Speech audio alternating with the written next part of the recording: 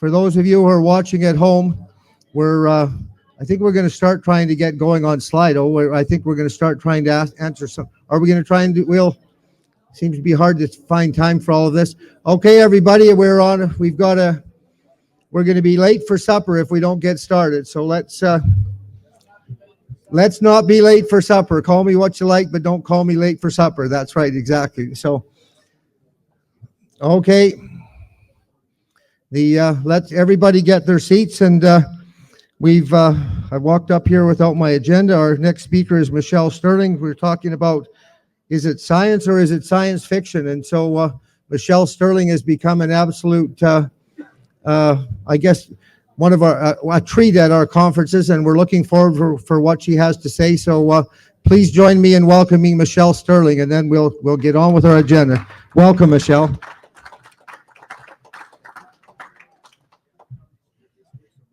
Thank you, Danny. Thank you very much. I'd like to thank the organizers of Freedom Talk for inviting me to be here today.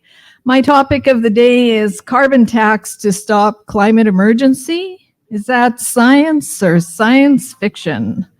I'd like to mention one thing before we get too far into this, and that is there was some talk previously about some of the challenges that Alberta faces, and I think that people should read the Nemeth reports, which are part of the Alberta Inquiry, and we have them posted on our blog for Friends of Science. Now, I do want to say that I am not representing Friends of Science today, even though I'm quite associated with them. This is my personal point of view, and so I will probably be drawing on some materials that I have acquired during my time working with Friends of Science, but these are my own personal views. So let's look at the mandate letter of the Minister of Environment and Climate Change. So in the letter of January the 15th, 2021, part of the letter reads, "To be ready for what lies ahead, our government must continue to be agile and use the best available science and evidence. Canadians are counting on us to ensure that today's policies, programs, and services are calibrated and targeted to match their needs. Therefore, I, being the Prime Minister, expect you, being Minister Wilkinson, to uphold our ongoing commitment to delivering real results and effective government for the people we are elected to serve. We remain committed to evidence-based decision-making that takes into consideration the impacts of all policies on all Canadians and fully defends the Canadian Charter of Rights and Freedoms." And if we go to the next slide, we can see the mandate letter to the Minister of Climate Change and Environment from December the 13th of 2019. It reads, "I also expect us to continue to raise the bar on openness and effectiveness and transparency in government. This means a government that is open by default. It means better digital capacity and services for Canadians. It means a strong and resilient public service. And it also means humility and continuing to acknowledge mistakes when we make them. Canadians do not expect us to be perfect, but they expect us to be diligent, honest, open, and sincere in our efforts to serve the public interest." So I hope you'll keep those things in mind as I go through the material in my presentation. And so the first question we have to ask ourselves is, what if a government's science is out of date or skewed? What if economic assumptions on carbon taxes are off? And what happens when the science relies on a singular theory with no public debate or cost-benefit analysis of the proposed objectives? So let's look at the Paris Agreement. What if the countries even managed to meet their Paris Agreement targets, which most of them are completely missing all their targets? Could you go back one? Thank you. So you'll see in the corner there, the graph is from Bjorn Lomborg. He's a Danish economist and climate policy analyst, and he's worked with hundreds of economists and scientists building the Copenhagen Consensus Center. He used the IPCC's favored magic model, and he found that if all the countries met their targets by 2030, the resulting reduction in warming by 2100 would be 0.05 degrees Celsius. And if they all continued to meet their targets, then by 2100, there would be 0.17 degrees Celsius reduction in warming. So that's 17/100ths of a degree, which is immeasurable. And the costs for that would be $1 to $2 trillion per year. So, when it's this obvious that these are flawed policies and it's a flawed agreement, why would governments pursue such obviously ineffective and expensive goals? Well, it's because in the climate world, the reference point is what's known as the RCP 8.5 scenario, even though that's the least likely, and it's based on hopelessly out-of-date science. And we're not on that catastrophic pathway.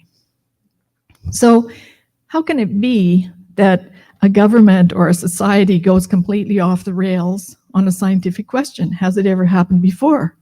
Well, yes, in the 60s, there was a thing called polywater, and polywater was discovered in the Soviet Union, and it appeared to be a kind of water that wouldn't freeze. And there became kind of a contest between the States and Russia for a short time, where people were trying to create their own polywater, almost like a space race. And engineers speculated that it might be good as antifreeze, and others were afraid that it would escape the lab and maybe melt all the ice caps and cause a disaster. Sound familiar? Anyway, they found out that it was just an error in the lab. There wasn't such a thing as polywater, but it had its own life and really took off, captured the imagination of thousands of people. And an example in medical research, what could that be aside from, well, we heard about COVID, and that would be, this is from Roger Pielke Jr.'s article, which I will go into further, but in the opening of it, he says, a 2015 literature review found almost 900 peer-reviewed studies published on breast cancer using a cell line derived from a breast cancer patient in Texas in 1976. But in 2007, it was confirmed that the cell line was actually a skin cancer line. Oops.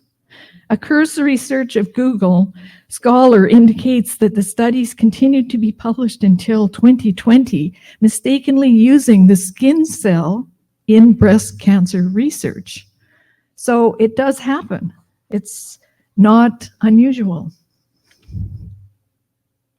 But the RCP 8.5 scenario, the scary catastrophic scenario, has proliferated largely because two green billionaires and a bunch of climate activists proliferated this report called Risky Business, wherein the RCP 8.5 became sort of known as the business as usual scenario, making everyone think, oh, there's a climate catastrophe coming. Now, if we look at that, if you look at the chart there, you can see how these RCPs, this is a representative concentration pathway, and there's scenarios that use different inputs, like what if we burnt up all the coal in the world? That would be the RCP 8.5. And we did it without any climate policy, with no mitigation. Well, that's just not going to happen. But that's how that scenario shows up. And then there's these other RCP scenarios where it's like, well, what happens if we had fewer people on the planet? Then what would it be? You can see the historical area where we are now. We're nowhere near the RCP 8.5. And you can find that Roger Pielke Jr. and a fellow named Justin Ritchie from BC, if you can believe it, from Green BC, they put together a paper. They did a literature review, and they found almost 17,000 peer-reviewed papers, used the now outdated highest scenario emissions, RCP 8.5. And that particular scenario is also most commonly cited in government documents, in the IPCC, and in the US National Climate Assessment. And every day, new papers are published using that RCP 8.5 as the climate catastrophe scenario, even though it's completely wrong.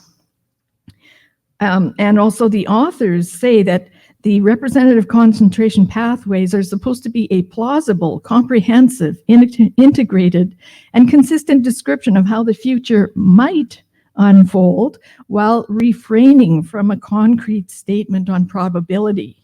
So this is not the crystal ball.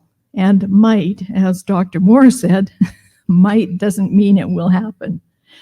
So one of the interesting things that Ritchie and Pielke found is that peak carbon emissions were probably reached in 2019.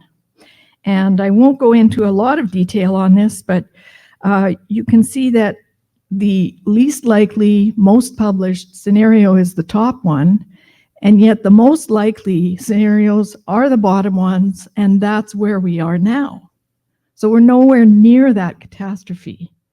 And this kind of research is quite new, but it's not getting any headlines. You'd think people would be dancing in the streets. Yay, there's no climate emergency. We're all happy, aren't we? You know, our kids don't have to be scared anymore. But it continues. So this is the cover of that document that Pielke and Ritchie wrote. And one of the things that they have pointed out is that these RCP scenarios are not to be compared to each other because all of the assumptions are completely different. And it's scientifically misleading and methodologically wrong to compare one to the other. But if we look at it at Environment Canada's Changing Climate Report, what do we find? Well, comparisons everywhere. So the really hot, bright red one, that's the big emergency one, RCP 8.5. But these are not to be used this way. They should not be compared. They should not be used for policy making. These are not options of how to get to a lower emissions scenario in the world. And you can find that even very famous climate scientists wrongly use these as comparisons. So this was from the University of Calgary. I attended a lecture by Dr. Catherine Hayhoe from Texas Tech. She's actually a Canadian, and she and her colleague Ann Stoner wrote the Alberta Climate Future Report that was commissioned under the Alberta NDP government. Anyway, could you just go back? You can see that she's standing in the corner there, and she's comparing the RCP 8.5 scenario in the top with, you know, much a backlit emission shot showing how horrible fossil fuels are, and down in the corner the RCP 4.5 with a wind turbine as the solution. But again, they're not to be compared that way. They're not to be used that way. And in fact, from the authors of the RCP scenario, Van Vuren et al., they say that the RCPs should clearly not be interpreted as boundaries for possible developments with respect to emissions and land use. And they are also not meant to be policy prescriptive. Now, one thing that's very concerning to me is if we look at the next slide, there's been some talk today about depopulation and concerns about the ongoing effects of the COVID lockdowns and how many people are dying from lack of treatment, how many people are dying from unintended consequences, overdoses, suicides. One of the deeply concerning things is that some parties might misinterpret the fact that the other RCPs have 3 billion fewer people as part of the equation. And they might misinterpret that and say, oh, maybe we should have 3 billion fewer people on the planet. So you have to think that there are very powerful people like Bill Gates, like the World Economic Forum, who are using these kinds of scenarios to describe the climate emergency and the climate disaster And they may also be misinterpreting these RCP scenarios as a policy decision-making tool, that there should be fewer people on the earth. When we look at Bloomberg Green, they recently published this article saying that the world is moving toward net zero because of a single sentence in the IPCC 1.5 report. Is that how science is done? A single sentence? And it's all based on these scenarios? The IPCC SR 1.5 report is also full of FOLO, which is agriculture, forestry, and other land use. So this probably is where the sudden urge to plant billions of trees comes from. But this is a desperate effort to remove carbon dioxide from the atmosphere, which is unnecessary and it's damaging, because carbon dioxide fertilizes growth, worldwide plant growth. And it also likely stems from the misuse of that RCP 8.5 scenario.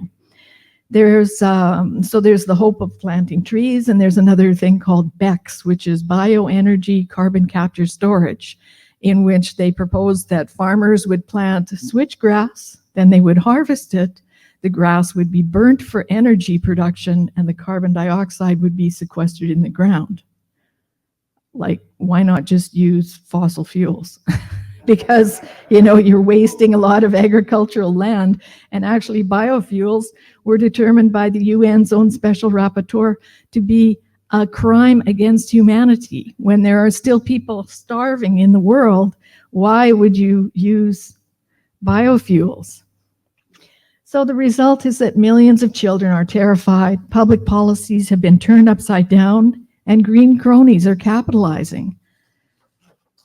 And I just want to mention also, those green cronies are associated with an organization called the UNPRI, the United Nations Principles for Responsible Investment.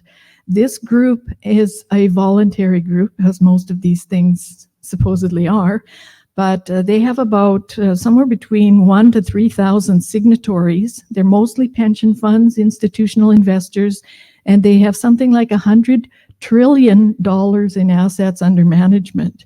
And they're all climate crazy, and their fiduciary guru is Al Gore. So these are some of the kinds of pressures in the background against the oil sands, and some of the reasons, I assume, why Premier Kenney has recently said that ESG will be part of oil sands investment, because you're trying to make peace with these people who have so much money and power, but they're very hidden. Like, they're right out there in the open, but nobody knows much about them. Like the average people, and even business people. I've asked lots of business people, have you ever heard of the UNPRI? And they're like, oh, what's that?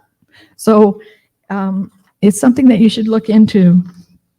And what happens when there's bad policy? Oh, could you go back? So poor public policy has very deadly consequences, and we saw that in Texas last week. It's not just about renewables, it's about the fact that the market has been skewed there to the point where no one wants to invest in conventional backup anymore because it's not as profitable as wind and solar, where you can quickly put up a wind and solar farm, get the subsidies, get the tradable renewable energy certificates.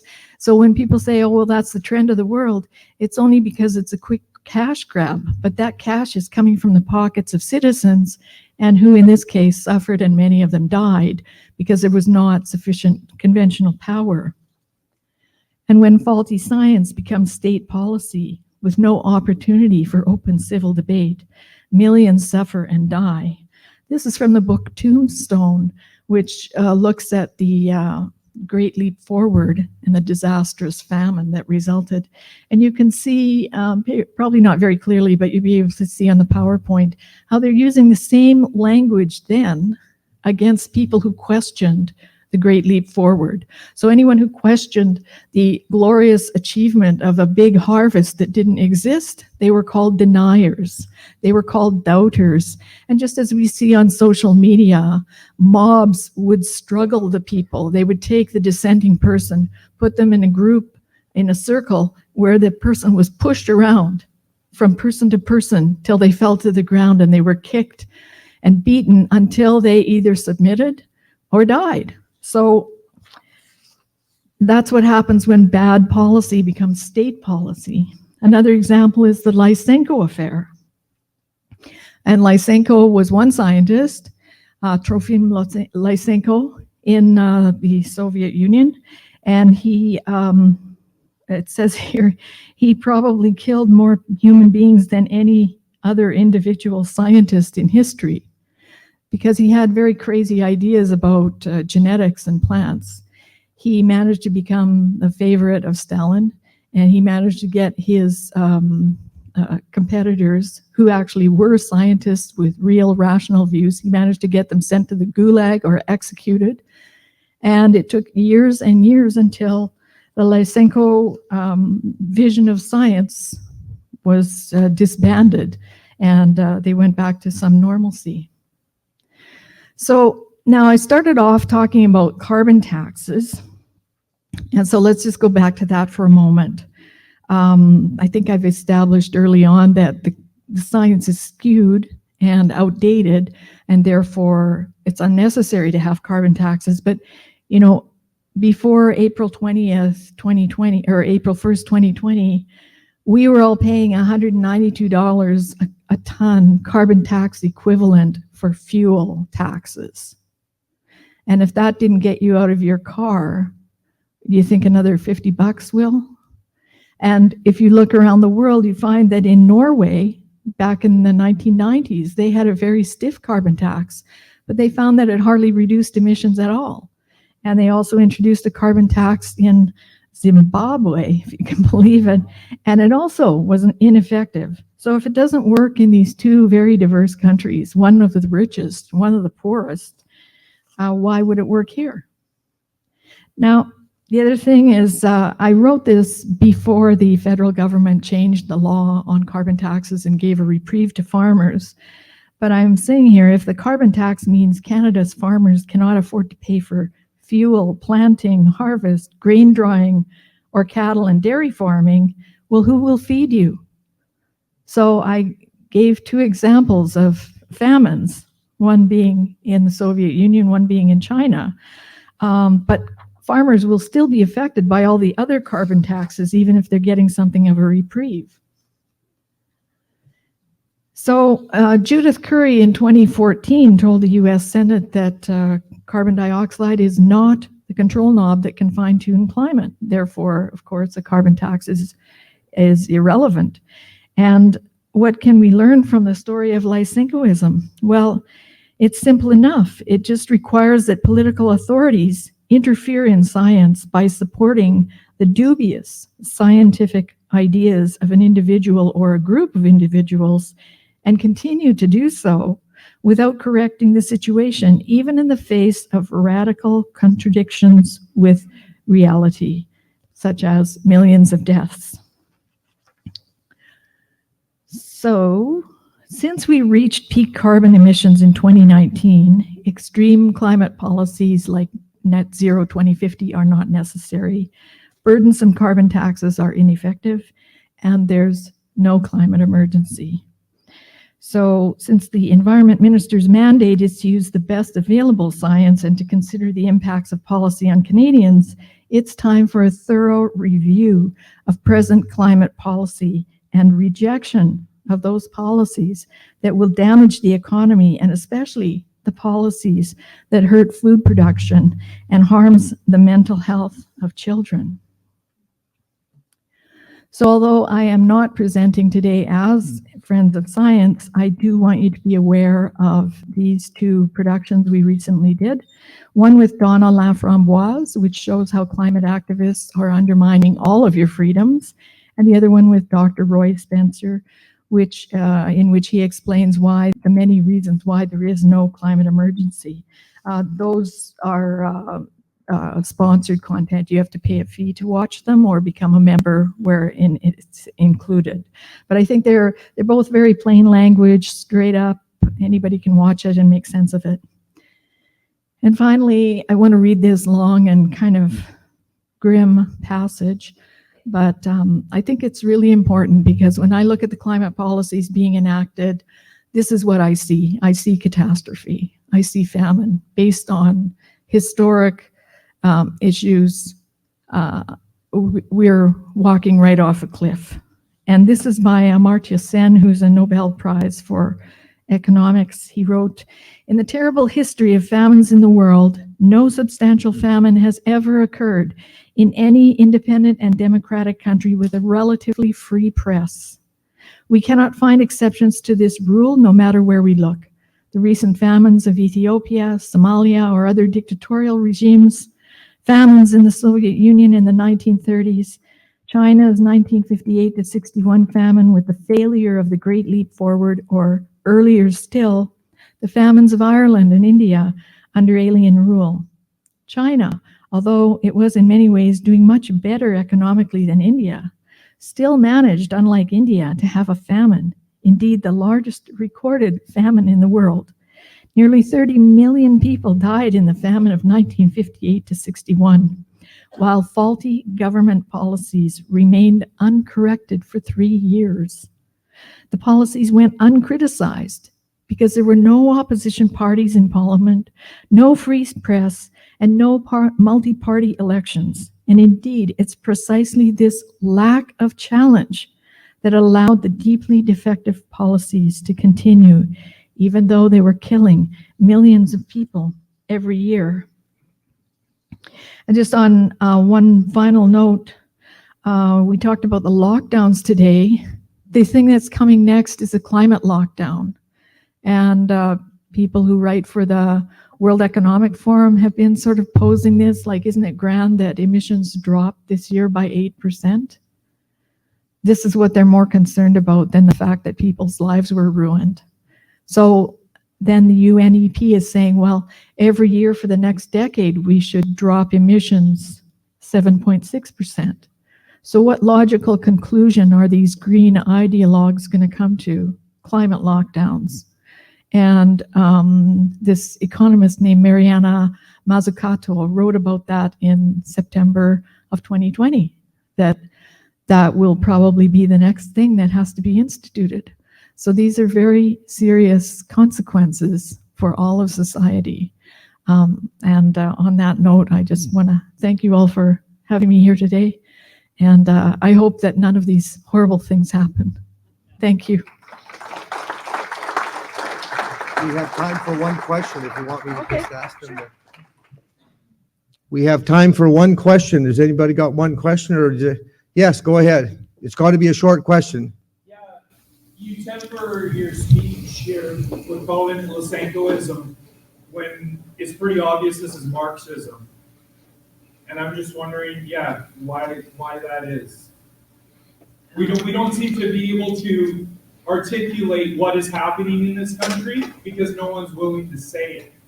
No one seems to have the political courage to come out and call a spade and talk about what's being done to it, whether it's bad science with COVID or bad science with the climate. Like, there seems to be intent here, and until we start talking about this honestly and calling what it is, can I just say one thing first? Actually, Milan answers it in about a 200-page book, and he's right there at the table. He's quite well. Thank you, Jan, for holding it up. He talks about it very openly and honestly. So I'd recommend to get his book. There's the complete answer, but we'll let you give a short answer. That you don't have 170 pages to answer. Just go ahead. Well, I didn't call it Marxism because Marxism isn't about science per se becoming government policy. Lysenkoism is, and it was in a Marxist context, but that's the direct connection to bad science and bad policy. I think if you read Dr. Tammy Nemeth's report for the Alberta Inquiry, there are 2 reports, read them both. She talks about a huge transnational progressive movement that is trying to move the entire world off oil. And actually, another thing that you should read in concert with that, Robert Lyman, who's a former public policy analyst and public servant in Ottawa for 27 years and a diplomat for 10 years, he just issued a new report called When Giants Arise. And if you're looking at the Paris Agreement, he's showing from PricewaterhouseCoopers a report that shows that 60% of the world's population in South Asia are going to be expanding the use of fossil fuels, and they're not going to be taking any advice from the what will be maybe 19 to 11% of us in the West on climate. So it's a ridiculous proposition.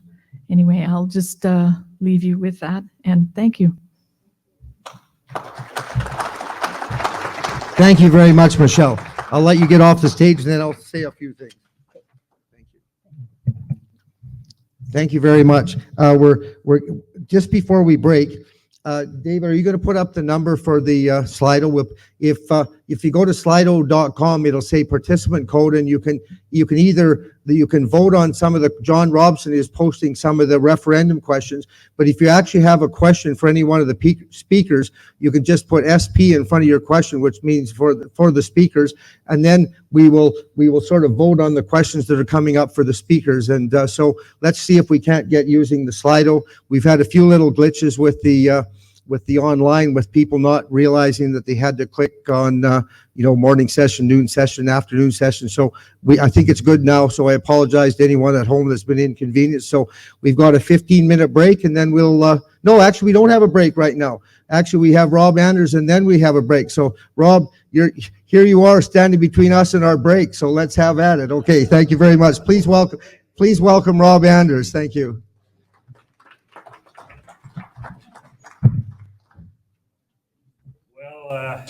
Sadly, you probably prefer a break, and so would I. But anyhow, that's the way it goes. This is obviously a big subject. Ronald Reagan used to say every country has its own, or every country has a military its own or somebody else's. And this idea of the police or reserve force is central to this. I believe we should be collecting and spending taxes here in Alberta. But the follow-up to that is, what do we do in terms of enforcement of law, etc.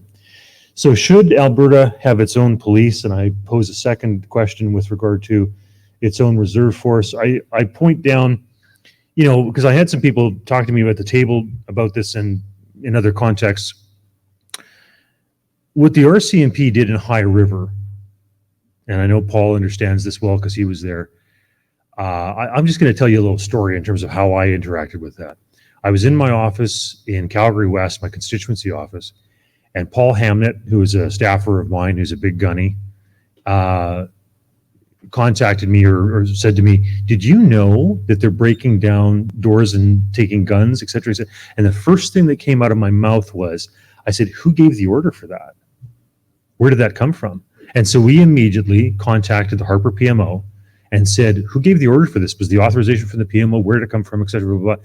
And they knew that I'm kind of a apple cart upsetting rabble-rouser kind of guy. So they got back to me very, very quickly. And they said, it didn't come from us. Okay, now, Paul and I can think about some of the provincial politicians and how this all came to be. But anyhow, somebody had to give that order. Okay, and I prefer in the future situation, if something like that's given, I want to know who gives the order. I don't want a confusion between whether or not it was the PMO or it was the Premier's office or some minister that went awry in the province of Alberta or whatever it was. I want clarity on that. Right, so I know where the buck stops and who gets blamed for it. But that was a tremendous violation of rights, without warrants, without going before judges, et cetera, to get this done. It was ridiculous. Well, I think the people who gave the order don't want to admit that they gave the order, but there's a couple ministers, I think, that take real blame for this in the province of Alberta, and due to liability issues, and because I'm on a public microphone, I'm not going to name them specifically, but there's a couple of people who really owe an apology for what happened there. Yeah, I'll leave it there. If you want to talk to me privately, I'll give you my thoughts on that. I'll also just say this.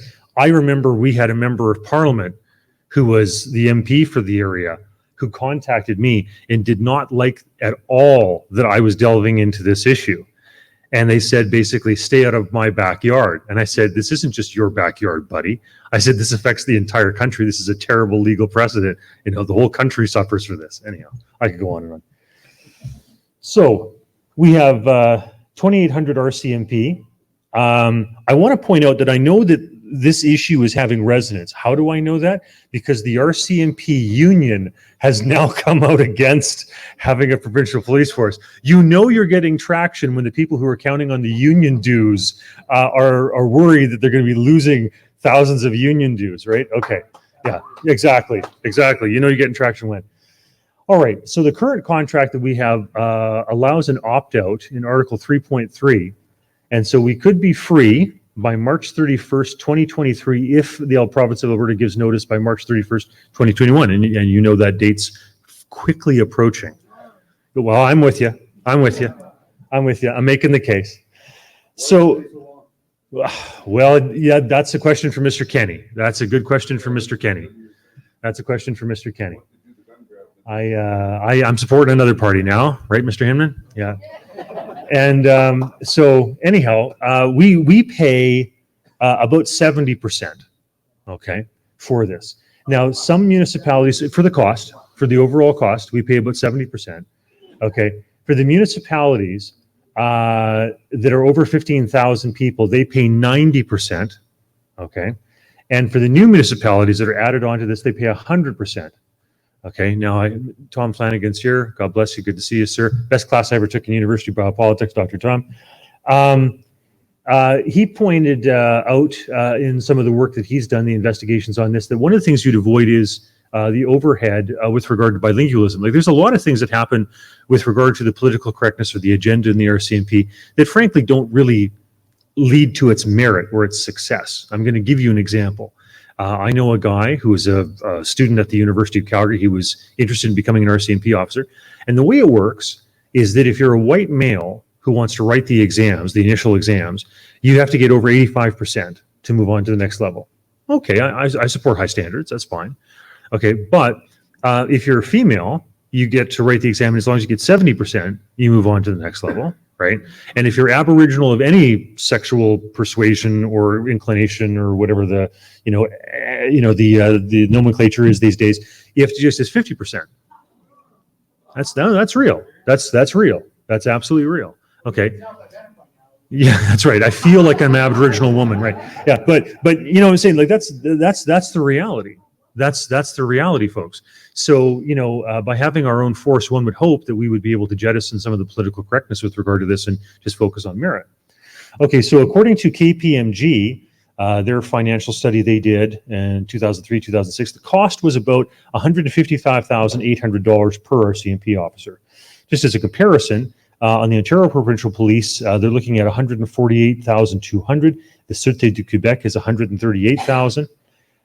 You also have complaints about rural response times, quotas for females and visible minorities. We remember the whole brouhaha with regard to turbans in the RCMP, blah, blah, blah. It's all the stuff that goes on when you have this federal force that has to cater to all sorts of aspects of the country, not just the province of Alberta.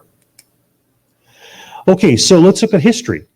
Northwest Mounted Police operated here since 1874, and a lot of the forts that we have that were established here in the province of Alberta were actually done by the Northwest Mounted Police, not the RCMP. It's a modern, affectation, if you will.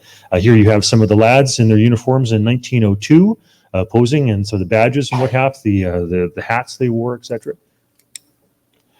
And then when the government gets stressed, they often look to download services, and they say, well, we're focusing on the war, so you guys look after yourselves. So during the First World War, of course, it started in 1914. By the time they got to 1916, the purse was getting tight. So they said, okay, we're going to jettison this stuff and have the provinces look after their own problems, issues. So from 1916 to 1932, the feds wanted out of policing due to the war. And you had the Saskatchewan Provincial Police, you had the British Columbia situation all the way from 1858 up until 1950, so almost 100 years there.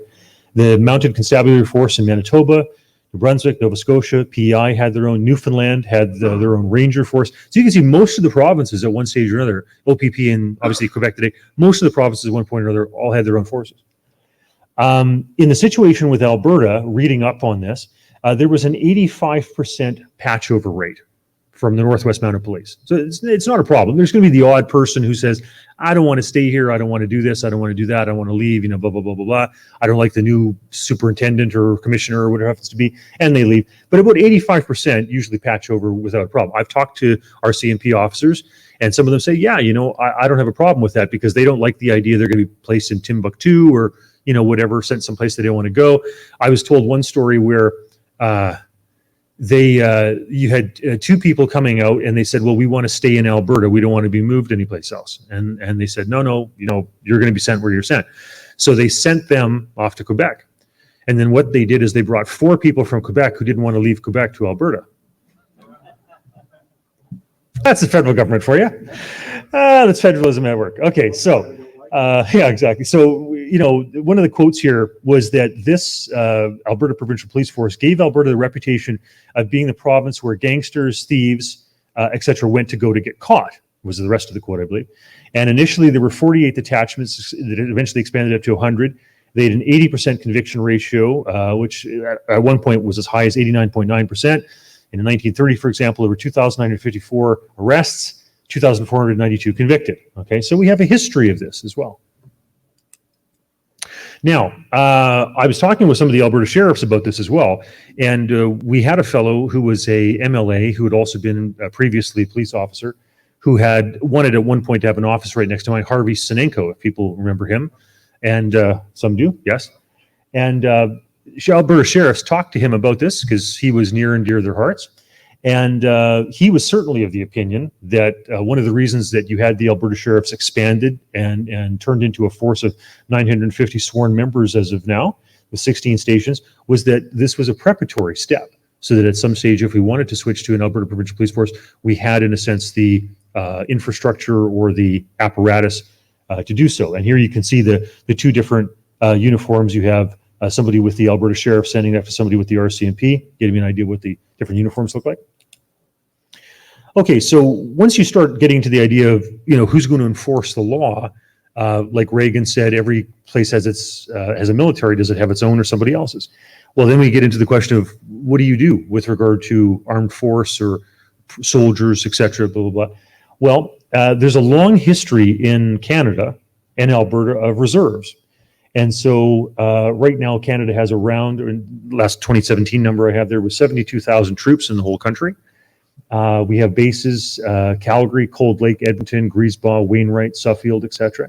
And we have down here some of the cap badges and what have you. So we do have a reserve history. I'll just mentally go back to that slide. It's fine. And what I was going to say about that, since 1711, we've had, say, for example, a reserve in the province of Quebec. It actually laid siege. There were various different reserves. Some of them, there were provincial reserves, actually laid siege to federal institutions in previous situations, believe it or not, and won the battles. So there is a real, yeah, well, okay, yeah. Let's hope we don't have to go there, right?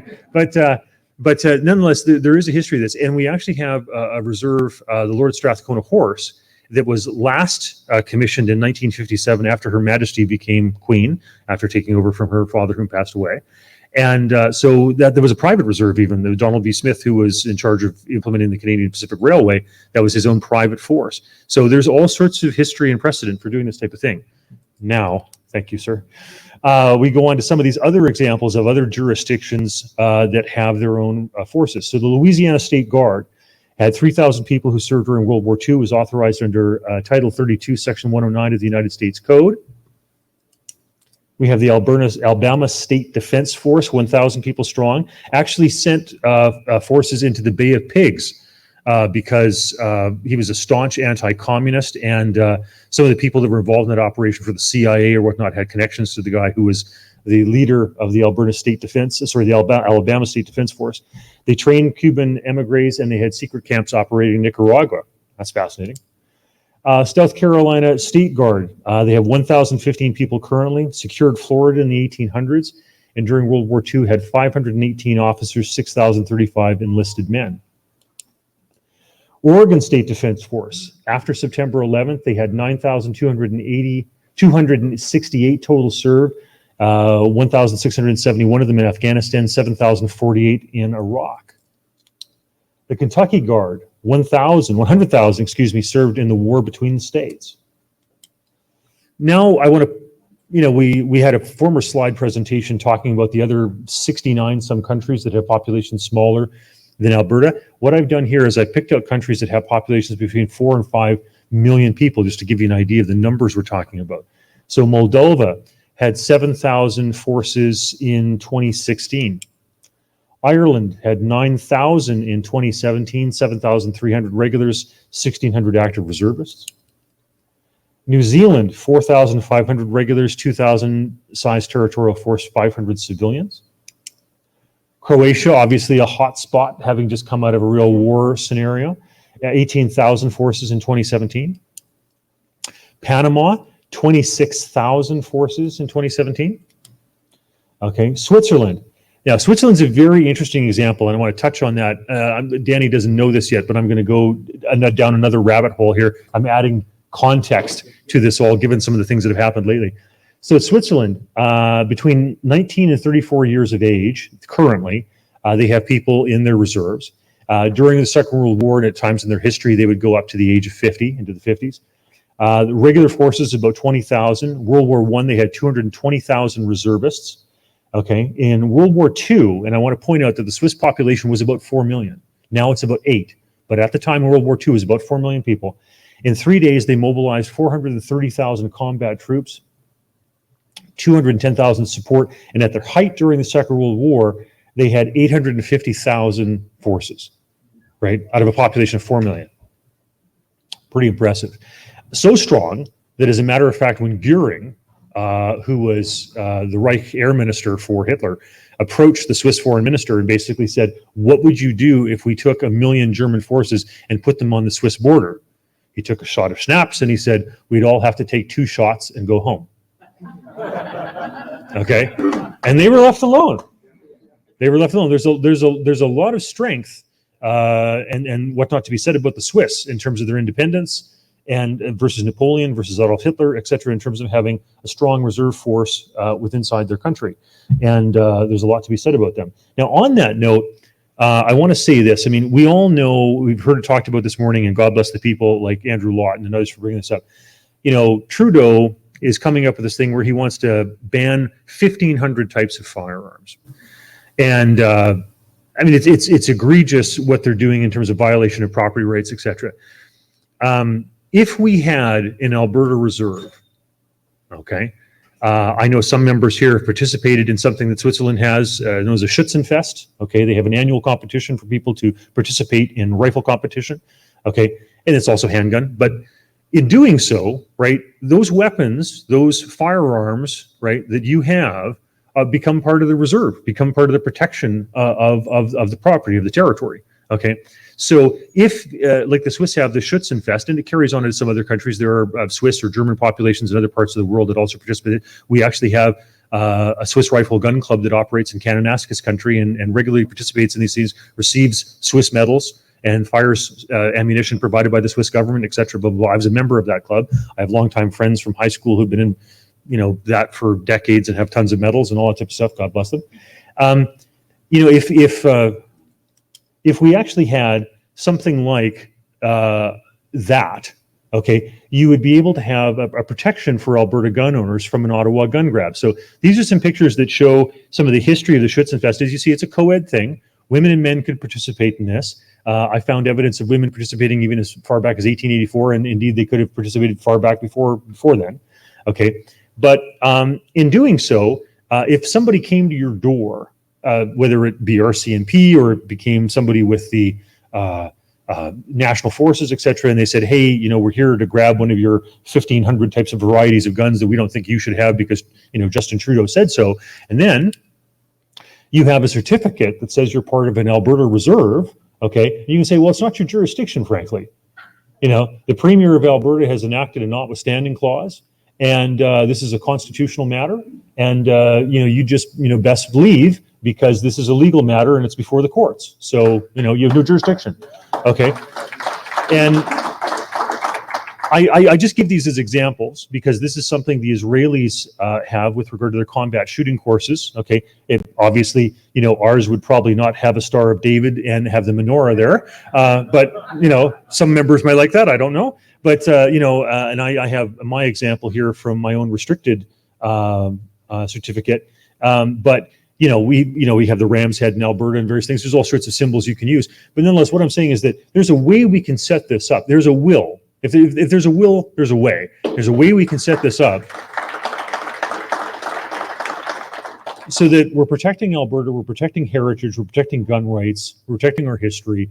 And anybody, whether it's Justin Trudeau or it's Blair or Alan Rock in days of yore or Anne McCullen for that matter, traitor to Alberta. But anyhow, if any of these people say, we think we should take your guns or your guns should be destroyed or they should be, et cetera, you can tell them to go to hell. Okay, and I'm trying to set this up. I'm trying to put out ideas there so that we can protect these things and not have them intruded upon and trampled upon by people who, frankly, just don't respect property rights. But anyhow, I think I'm kind of done with that new angle, Danny. What's the question? Oh, the question was what I posed at the very beginning, which if you're able to go right back to the beginning. Should Alberta have its own police? That's even tighter than John Robson. Isn't that shocking for a former politician? I know, yeah, exactly. Shocking. And you could also say, should Alberta have its own reserve force? Right? I think those are very valid questions. And, we're sending tens of billions of dollars to Ottawa every year in surplus with regard to these transfer payments. This stuff is easily affordable, folks. And if you think that somehow you don't have the royal jelly and the gravitas to make this work, but Justin Trudeau does, Then you're in please. the wrong room. Yeah, you're in the wrong room. You're in the wrong province. Anyhow, I don't know if there's questions. Ask if there's a question. Yeah, are there any questions about this stuff? Yeah, two. Yes.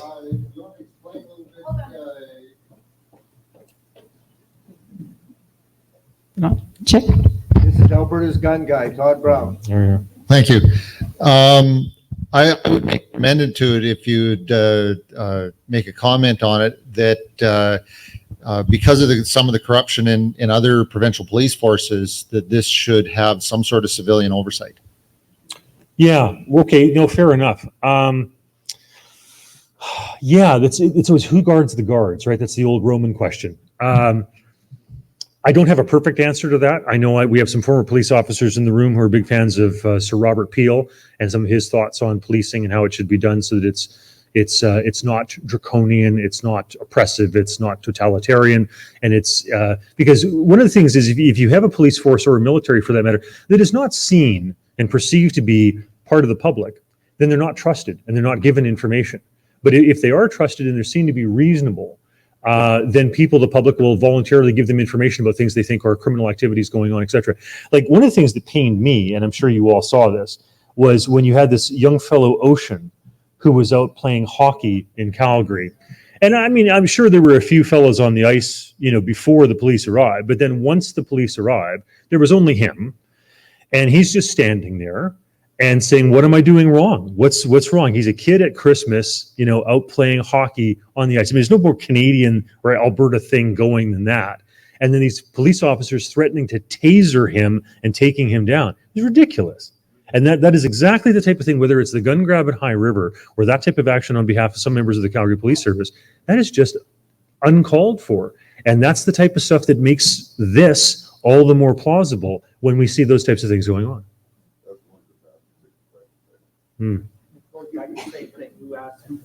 Yeah, that's right. Who gave the orders? Right? You also missed out that Speak up, Daryl.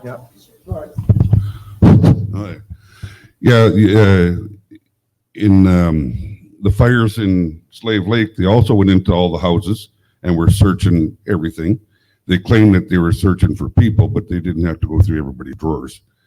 I don't know what happened. Who's hiding in that drawer? That happened there. Yeah. That may have happened in Fort Mac too, but it seems like the federal RCMP are looking for disasters to do whatever they're search and seizures for absolutely no reason, it seems. So if we don't have our own police force that's ruled by the province, we're always gonna, they're just puppets for their masters in Ottawa, right? Right. Yeah. I really do believe in having a local police. I mean, I know the John Birch Society in the United States talked about that for a long time because they were suspicious of federal agencies, etc. I'm not going to go there, but I do believe there's really something about them having local knowledge, understanding of the people, the political and demographic climate, etc. This ridiculous example where they had two people who just came out of depot for the RCMP, wanted to stay in Alberta. They were Albertans, and they're like, nope, we're going to send you someplace else. But then they brought in 4 guys from Quebec, and the guys from Quebec would have preferred to have stayed in Quebec. What are we doing? What are we doing? Why are we doing that? Yeah, well, yeah, it's unfortunate. We have another question here. I think in Fort McMurray during the fires, one of the fears was exploding ammunition too, with heating up and the houses burning, that some of that could happen. But I mean, that was what you heard on the news anyway. My question relates to the 70% and the 30%. So to my understanding, that 70% of the costs are covered by the province in the current agreement, and 30% is covered by the federal government. If Alberta was to vote and approve and go to their own police force, how would it end up be cheaper if 30% then of the funding of that? I think you addressed it a little bit there with some of the cost savings of bilingualism and some of that, but I'm just curious because that's probably an obvious question people are going to want to know. If we're already getting 30% of funding, how would we cover that and make it affordable? Well, if somebody wants to whip out a calculator and do 30% times 2,000 times 155 or 170,000, you're going to know the exact number. And then you take that out of $20 billion and you're going to figure out you're going to be saving 19 point something billion dollars, right? So, I mean, that's the reality, right? So, I mean, it's the argument that it's not economical is ridiculous. And if you look at the cost, if you look at the growth, if you will, in the cost of the budgets for the police, it's not coming from frontline stuff. I mean, universities are examples of this. There's all sorts of examples of this. Canada Health. I mean, we've got 3,000 bureaucrats in Ottawa involved with health. Not a single one of them is a doctor who actually delivers a frontline service. That's still done by the province either of Ontario or Quebec. Okay, but we have 3,000 bureaucrats in the Canada Health stuff. So, we're having a bunch of people who are bureaucrats and working in the national headquarters, et cetera. There aren't frontline policing. So what it comes down to is it's a tiny little fraction. It's a rounding error, right? In terms of out of the $19 billion you're going to save to have it done locally. So this idea that, once again, you're not going to be able to fiscally manage a police force here better than Ottawa does, better than Justin Trudeau does, is ridiculous. We'll take a break. Yeah, go ahead. Yes, sir. To touch on the question earlier, my lawyer has for me what may be a tens of millions of dollar lawsuit against the RCMP, and he's working towards pushing the government, Alberta government, to have a special crown attorney to prosecute criminal cops. And no matter my lawsuit against the RCMP, I maintain that I think we should keep the RCMP. For other reasons, I also think that we absolutely need our own provincial police force. While I was in Afghanistan, some of my friends were training the new Afghan police force, and sometimes they would arrest members of the old police force. And so my concern here and now is that no matter what happens, whether we keep the RCMP or have our own provincial police force, what has to change is the training and or policies around that. No matter who's in power, no matter uniform, no matter what, nothing will change unless policies and training change. And we have people that can supervise that and make that happen, but how do we do that? I'm going to relate a story because I think it's related. By the way, thank you very much for your service, sir. Yeah. Yeah, absolutely. I had one of my former staffers who served as a liaison officer with the Afghan tribal leaders, so tough neck of the woods. I remember one time I was doing a tour of the Calgary Fire Services, and I was a young upstart politician, politically incorrect as I'm known to be, And so I asked the guys, the chief and others who were there, I said, out of curiosity, do you guys ever get messed with in terms of political correctness? Are you ever forced to spend money on some stupid stuff, et cetera? What goes on? And they kind of looked around at each other and then looked around the room and checked everything out. And they said, why are you asking? And I said, well, because, all the time as a new MP, I'm running to this stuff in Ottawa where, I have people come to me and they're asking, it's March Madness. We're coming to the end of the budget. Do you know people who want to get windows or this and that? Just send us whatever, we'll fund it. It doesn't matter, et cetera. We had one lady who was looking for complaints with regard to different numbers of people in terms of ethnic minorities or women working in workplaces, and if we knew any businesses that were offside with whatever their quotas were and stuff like that, and she was looking to create work for herself, and I said, do you put up with any of that type of stuff? Does that go on? Once again, they looked around, and they realized there was nobody else. There's no NDP or whatever in the room, and they said, well. And they said, we were told that the Calgary firefighters weren't diverse enough. That I'm sorry, I'm not talking about, there weren't enough women, there weren't enough ethnic minorities, blah, blah, blah. So we had to do more. So they said, you have to take the amount of money, $50,000 plus that would cost, to hire another firefighter to save another life, to climb up a ladder, to take a cat out of a tree, whatever. And we had to put that into this diversity recruitment program. And they said, we didn't get any more women, we didn't get any more ethnic minorities, but we squandered the resources of hiring another competent firefighter. They said, what the hell was the point of that?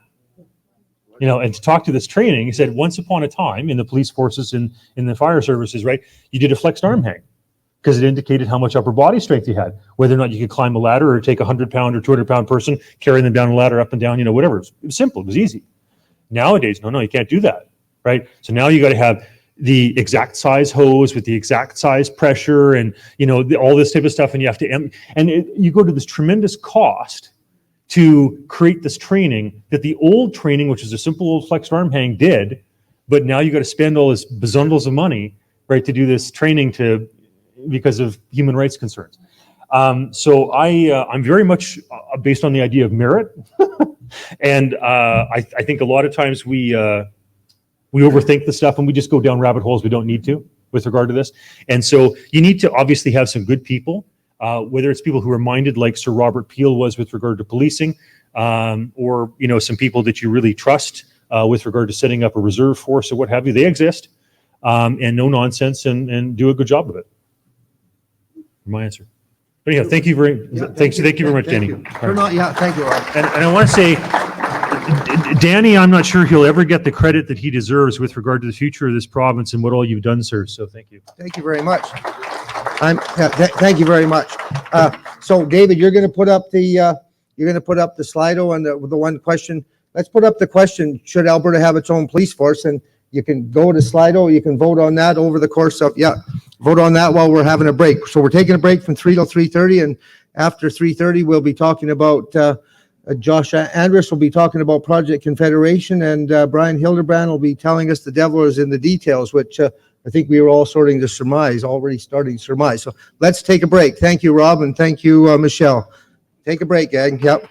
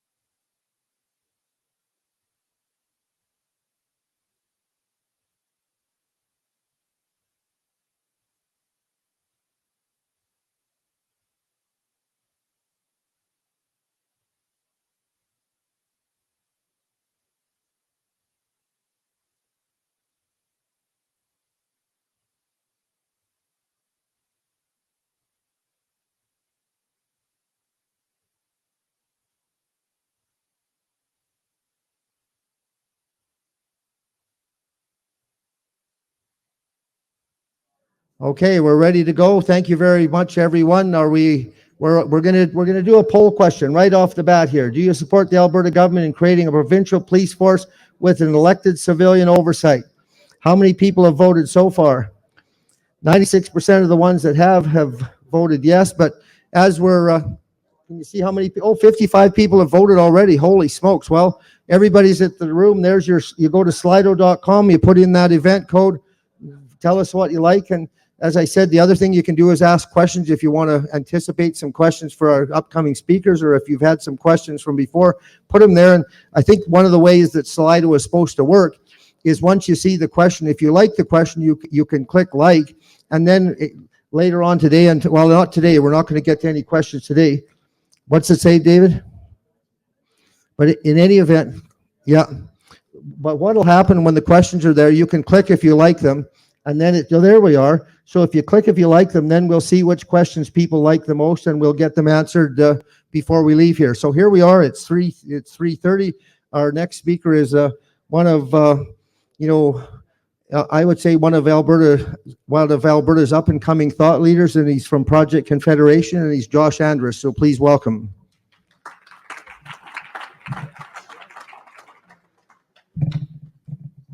Well, to start, thanks to Danny for putting on this wonderful conference year after year. And thank you to all of the illustrious presenters for adding such valuable insight that we will absorb over the course of the weekend. For those of you who are unfamiliar with who we are, my name is Josh Andrus, and I am the Executive Director of Project Confederation, which is a subsidiary of the Alberta Institute, a federally registered nonprofit think tank. I founded Project Confederation in July 2019 as a response to rising feelings of Western alienation among citizens of Alberta. These feelings are not new to politics in Canada. In fact, they have been a consistent theme throughout the history of this country. And like so many others, I will begin with a brief journey through history, but not too far. I'm not going to take us through a long-winded soliloquy of federal-provincial tensions which date back to the purchase of Rupert's Land from the Hudson's Bay Company in 1868. I'll leave that to others. I'm just going to take us back a few years to the summer of 2014. It was an interesting summer. Alison Redford had resigned in disgrace, and a leadership race was in full swing for the Progressive Conservatives. At the time, the news was all bustling over license plate slogans, perceived infrastructure deficits, free memberships, and of course, plane dossiers. But there was one story that stuck out to me at the time, and it was a spat over the temporary foreign workers program. Of course, we all remember the good old days, perhaps somewhat bracingly given the current state of affairs. Alberta's economy was booming on the back of record oil prices, which at the time were bouncing off $100. There were more jobs than there were people to work those jobs. And the temporary foreign worker program was seen as a vital tool to bring in trained workers to fill these openings. In mid-June, Canada's Minister of Immigration, Jason Kenney, announced that the federal government would be capping the number of low-wage workers in an employer's workforce at 10%. Of course, given the structure of Alberta's labor force, this was met by hostility from our provincial politicians. The reason I bring this particular story to mind is even that when times are good and people are working, that there are going to be areas in which having more provincial autonomy is a positive for Alberta. And there are those who may scoff at feelings of Western alienation. There are those who believe that an oil price spike back to the $80 to $100 range will fix everything. And there are those who will say that if you vote Conservative, you will be taken care of. A simple walk down memory lane to only 7 years ago shows that Alberta, in good times or bad, needs to have more autonomy over its provincial affairs. And yet here we are. Jason Kenney is now the premier of an embattled province in the depths of a now 6-year recession. I'm quite certain that he has spent many hours pondering his government's positioning vis-a-vis the fair deal front that was announced 16 months ago. He's already received stern advice from academics and policy thinkers, many of whom are in this room, business leaders, public sector unions, and of course, those dreaded opposition politicians. In the midst of all of these opinionated thought leaders, I don't want to presume upon you all, but I consider it prudent to add my own voice. Over recent months, I have become increasingly concerned about the slow pace of movement on the fair deal front. I have to admit that at times it is difficult to recognize that this government's front-of-mind issue is a COVID-19 pandemic that has dominated both front-page headlines and imaginary water cooler conversations across the globe. However, the pandemic has only highlighted many of the reasons why greater autonomy is not a luxury that we can afford to shy away from. There are those on the other side, mainly populated by government sector union leaders, voicing what we can only imagine are the concerns of their well-paid and pensioned members. We have seen over the past year, as pointed out by Franco Terrazzano at the Canadian Taxpayers Federation, our public sector expand while our private industries have been decimated. Hundreds of thousands, if not millions of Albertans are either underemployed or unemployed and increasingly dependent not on their own hands for income, but on handouts from the government.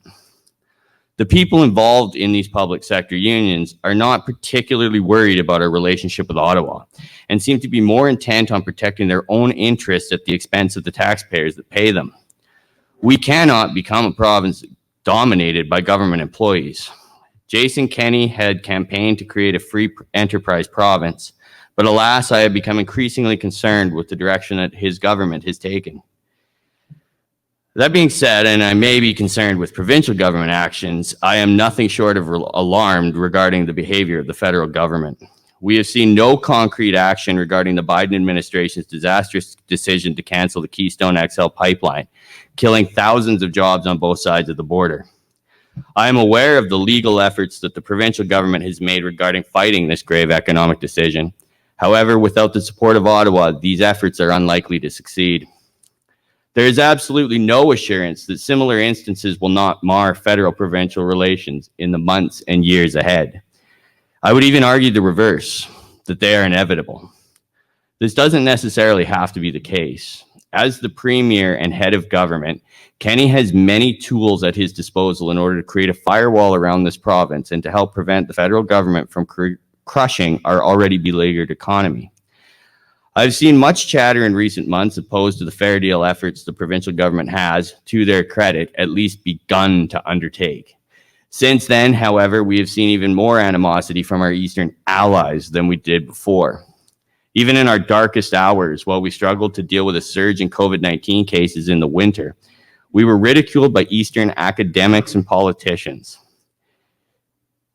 The most egregious of insults was hurled our way by University of Ottawa professor Amir Ataran, who suggested that the federal government not help Alberta in the fight against COVID-19 and called our struggles cocky failure. Was he met by derision from the federal government? No. Crickets. This provincial government must guarantee to themselves and to us, their citizens, that they will do everything they can to protect us from an ignorant and hostile government in Ottawa. In no other way can this province begin to regain hope and begin to rebuild. We need firewalls around us to help cushion the blow of the federal government dedicated to destroying our livelihoods. And I'm sorry that this is the way it must go. I was born Canadian, loud and proud. I wore that maple leaf on my sleeve while I watched our countrymen compete in international affairs, from business to politics to athletics to academics. However, the fragmented state of our current relationship with Ottawa has become nothing short of disastrous. For decades, we have been cheated and essentially treated as a colony of the East, forced unwillingly to send billions upon billions of dollars to the rest of the country in the form of equalization. And we don't have the political representation in Ottawa to stop these unfair transfers, as only 34 of the 338 MPs in the House of Commons represent the province of Alberta. It is vital to the future of the province that these abuses stop. We are a province struggling in the face of the worst recession since the Great Depression, and yet Ottawa still sees it prudent to continue to stomp on us. There are two and only two ways to fix this. Anything less would be a profound disappointment, not just to me, but to thousands of people in this province who are being hurt by the unfair treatment of the federal government. First, the government of Alberta must hold a referendum to abolish equalization from the Canadian Constitution. The proposed wording, as laid out by the Fair Deal panel, is as follows. Do you support the removal of Section 36, which deals with the principle of equalization from the Constitution Act of 1982? According to the Quebec secession reference of the Supreme Court of Canada in 1998, any constitutional resolution passed by any provincial legislature triggers a duty for the federal government to negotiate with the provincial government that holds it, as long as that question is clear. According to the Constitutional Referendum Act and a provincial law, all constitutional resolutions must first be put in front of the citizens in a referendum form. The clarity of the question is vital. Asking to reform or renegotiate equalization are not clear enough questions to trigger the clause, especially when the concept of equalization, but not the formula, is ingrained in the Constitution itself. Second, Mr. Kenney must call on his contemporary premiers to have a constitutional convention in order to work through these issues that we have.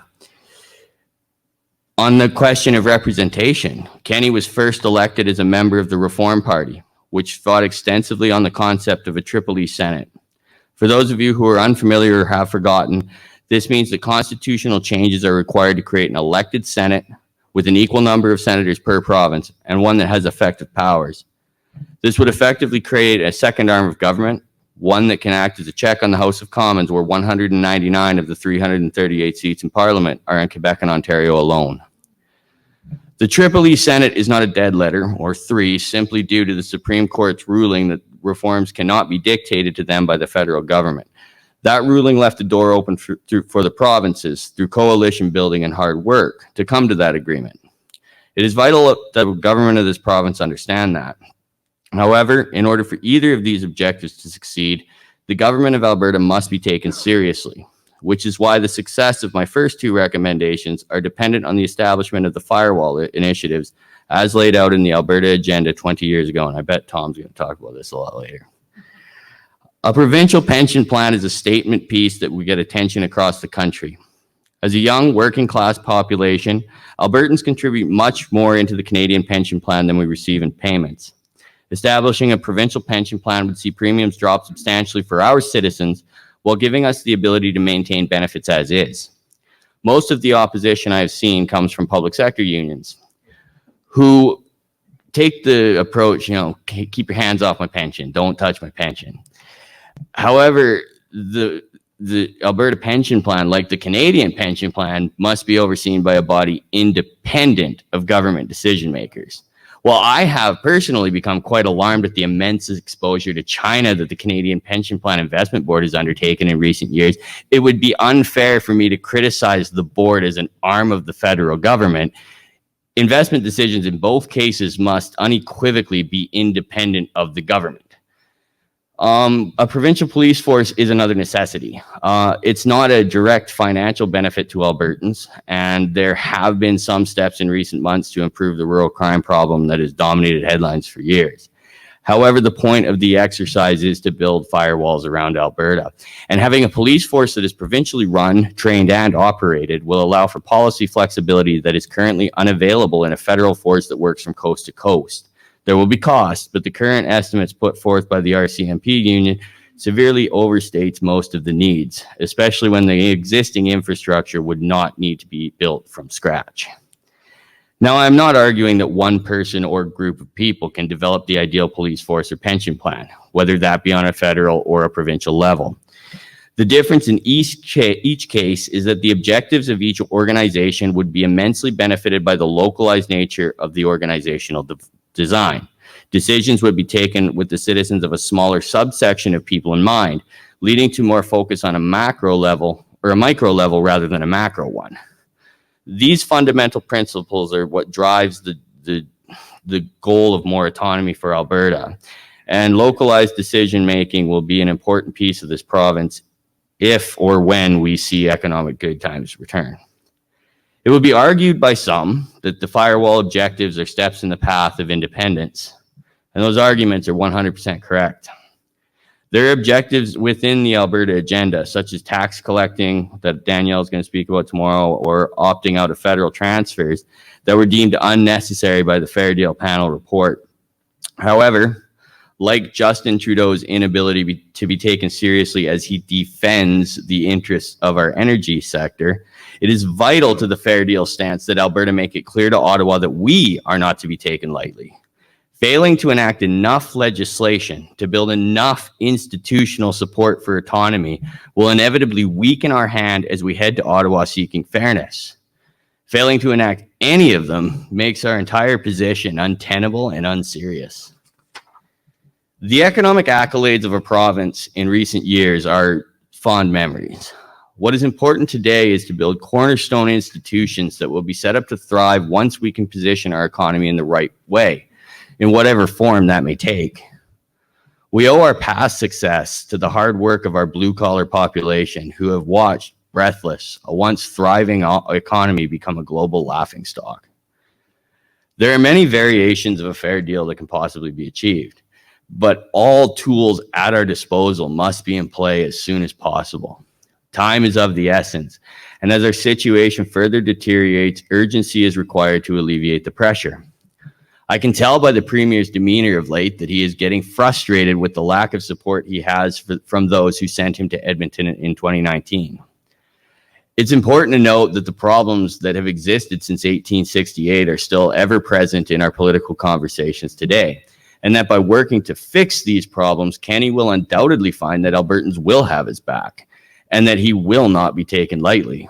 After all, isn't one of the greatest lessons of politics that through firm belief, dogged determination, an imposing presence, and pervasive oratory arguments that anything is possible? I hope that Mr. Kenny will remember that it was local considerations that influenced past Alberta political icons such as Ernest Manning, Peter Lougheed, and Ralph Klein. When he does, I hope that he does not forget that to do justice for all Albertans is to work on our future for our ends, legislate for our prosperity, and do not bend at the knee to a country that views us as a way to fund their lavish lifestyles. I hope that he will not be influenced by the contemplation of an overwhelming and overshadowing country. We must be ambitious in our aspirations and not apprehensive in our ambitions. It's time that we stand up for ourselves and stop being constantly reminded that we are all subjects of an overreaching government dedicated to crushing our economy and our livelihoods.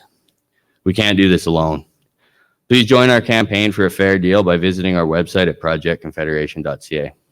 Thank you. Thank you. We can have a Q&A at the end. But thank you. Yeah. Thank you very much, Josh. We've got about 15 minutes for Q&A at the end of Brian Hildebrand's speech, if Brian doesn't go over time. So Brian, where are you? Where is Brian Hill? Here we are. Thank you, Brian. Brian's been a really good supporter of our organization. He's a farmer from southern Alberta, and I guess if he wants you to know any more about himself, he will tell you, but he's here to talk about the devil is in the details. So thank you for joining us, Brian. Well, thank you very much, Danny. It's great what you're doing. Appreciate it. Is providing awareness to things that a lot of people aren't thinking about or they should be thinking about. So anyways, a goal without a plan is just a wish. And I think Danny's doing a wonderful job in taking these goals, combining it with a plan so they're not just wishes, so that we can actually accomplish something with it. I told Danny a story the other day about a kid and his mom were having breakfast, and there's a great big commotion in the chicken coop. And Ma says to the kid, well, it has to be Johnny, right? Can't be anyone else but Johnny. It has to be Johnny. He says, Johnny, go out there and see what's going on. And so Johnny runs out to the chicken coop, and his commotion carries on, and finally it stops, and he comes out, and he's got a fox in his hands, and the fox is snapping and writhing, and Johnny's just proud of himself. Look, Ma, I got it. And the fox is almost getting out of his hands, not quite. And the realization comes that he doesn't have enough strength to quite finish the job, and that fox is going to get away on him. And this look of horror comes on his face. And Ma says, Johnny, what's wrong? He goes, Ma, please help me let go. So let's make sure we have a plan. So following here are some principles of an organization that you may or may not recognize. A robust civil society made up of free individuals, strong families, and voluntary associations. These are principles, goals of this organization. Freedom of speech, worship, and assembly. Affirming the family as the building block of society and the means by which citizens pass on their values, beliefs, and ensure that families are protected from the intrusion of government. I don't know if some of you are trying to figure out who this is, or you probably know already. Value for economic freedom in a market economy which encourages creation of wealth through free enterprise, protection of the right to own, enjoy, and exchange property. Limited government, low levels of taxation, and help to generate economic growth while allowing Albertans, well, there's a key there, to enjoy the fruit of their own labor. Fiscal responsibility, including balanced budget, debt reduction, and respect for taxpayers' money. Protecting public safety as a primary responsibility of government. And control spending and dramatically reduce the size of government and encourage municipal governments to do the same. But who is that? Who is that?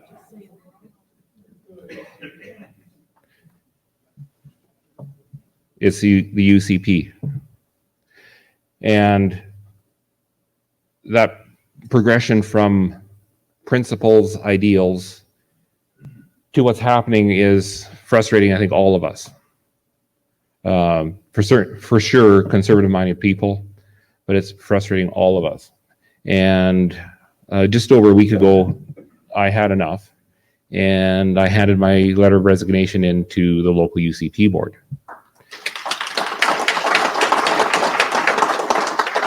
And I'll just read a bit of the letter I wrote to them.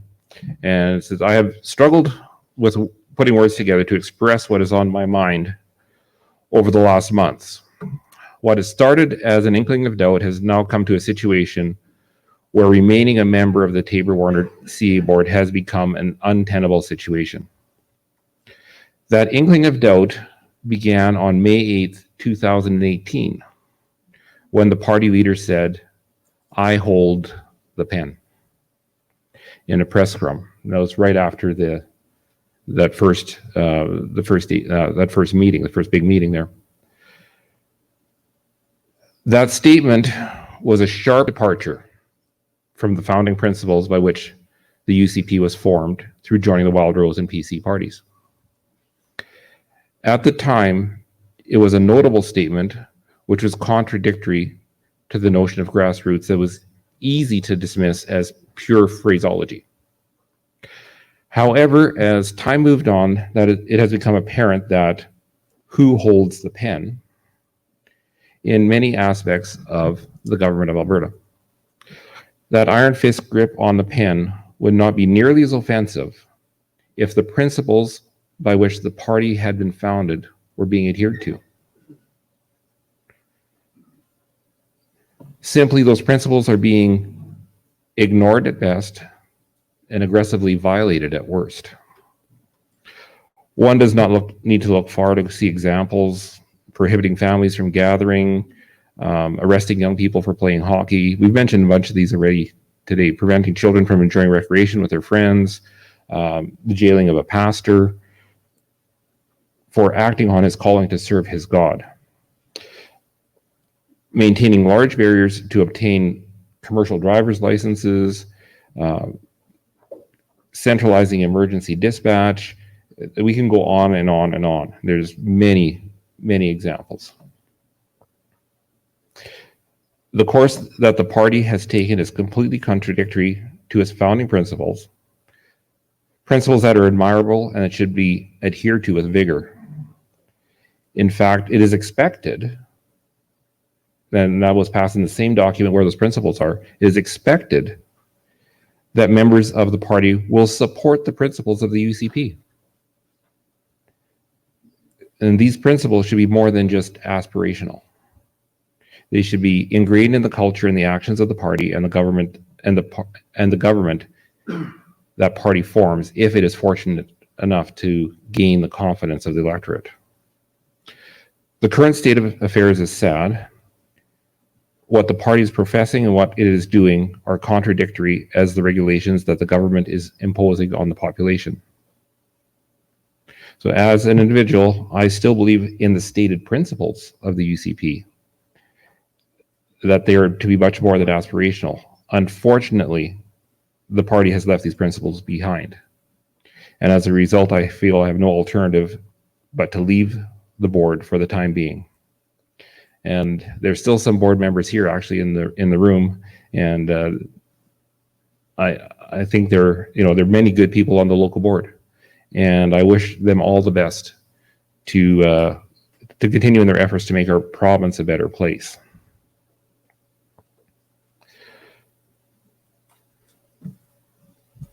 We'll go on to the next one here, and I've read some Seam Tell. I don't know how many of you are familiar with him. He wrote The Black Swan, Anti-Fragile, Fooled by Randomness. And this is just I have a couple of things from a paper. It's an article that he wrote with regards, it's called Political Principia, Political Principles. And maybe this highlights a little bit of the difference or what's going on, and the real difference in politics, and John Robson kind of mentioned this a little bit, right or left, but the real difference isn't right or left. It's Greek or Roman, putting theory above practice or putting practice above theory. And that kind of clicked with me here just the last couple of months. One other thing in that paper that he brings forward, and I think it's kind of important to think this way a little bit, is where you are in the political spectrum doesn't need to be static on all scales. You can be a libertarian on the federal level and a communist in the family level. And that isn't incongruent. And so, Maxine's sitting right in front of me here. And so I have to applaud him for being in a place where, it makes sense. At least in my head, it makes sense. And then on the family level, well, we pool our resources. We work together for a common goal. We don't expect things from people that they can't provide, and we provide for those that aren't able to provide for themselves. We do that on that small scale. And if we kind of follow this principle through a little bit, we start to realize that when you get more intrusive, there has to be more direct influence to whoever is the governing body. And as we get further away, there's less influence, and that's why we have to change these scales a little bit, I think. So in the Canadian system, and we have three levels of government: the federal, the provincial, and the municipal governments. And they have defined areas of responsibility. What I notice is that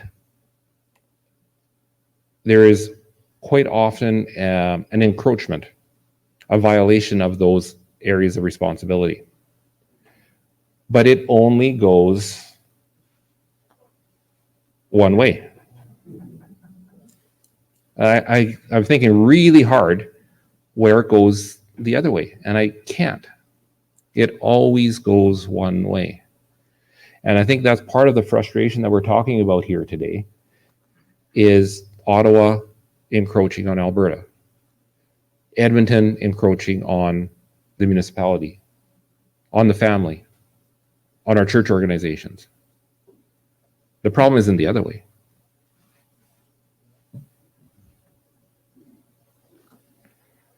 So what I'm proposing for a question here is that the division of responsibilities for various, want to advance?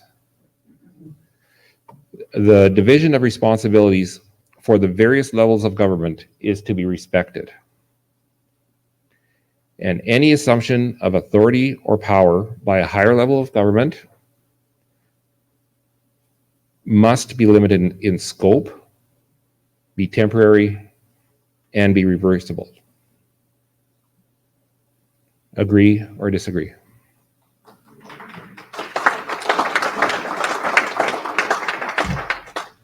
Thank you, Brian. we have a few minutes for questions at the end. I think that's a wonderful question. I think you make a good case for it. So give him a round of applause, and we will bring that question up and we'll vote on it. So I certainly thank you very much. Okay, thank you. So now we're getting to no disrespect to anybody who's spoken previously, but we're getting to one of the highlights of our day from one of the, speaking of rising stars in the Canadian system, and a fellow who's, I think, younger than most of my kids. So I mean, I certainly am happy to have him here. But I think we all followed Derek's, what would you call it? Your march towards the leadership of the Federal Conservative Party till they threw you out. Yes, and so if I do say so in myself, like if being thrown out of a Conservative Party is like you're in good company, in my humble opinion, because I've been thrown out of a couple of them. But in any event, so without any further ado, I would just like to ask Derek Sloan to come up. He's going to talk about a principled vision for Alberta and Canada, and please do give him a warm welcome. I think he's, like I said, he staked his career to try and create jobs and for our children and our grandchildren. So thank you very much, Derek. Thank you. Thank you.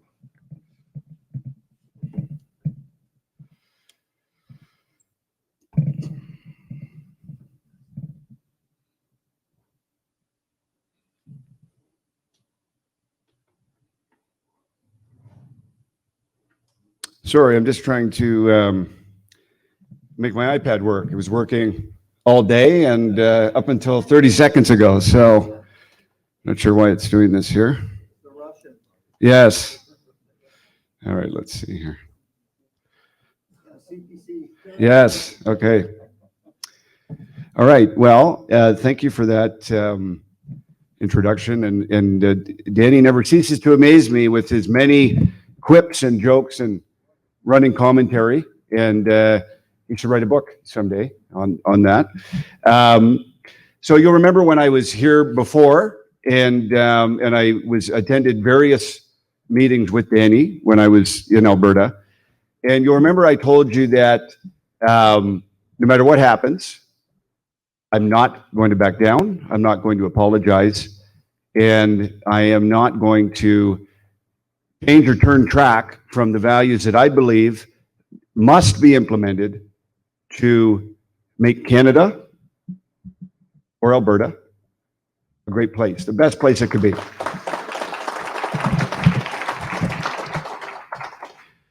And now you know I wasn't kidding.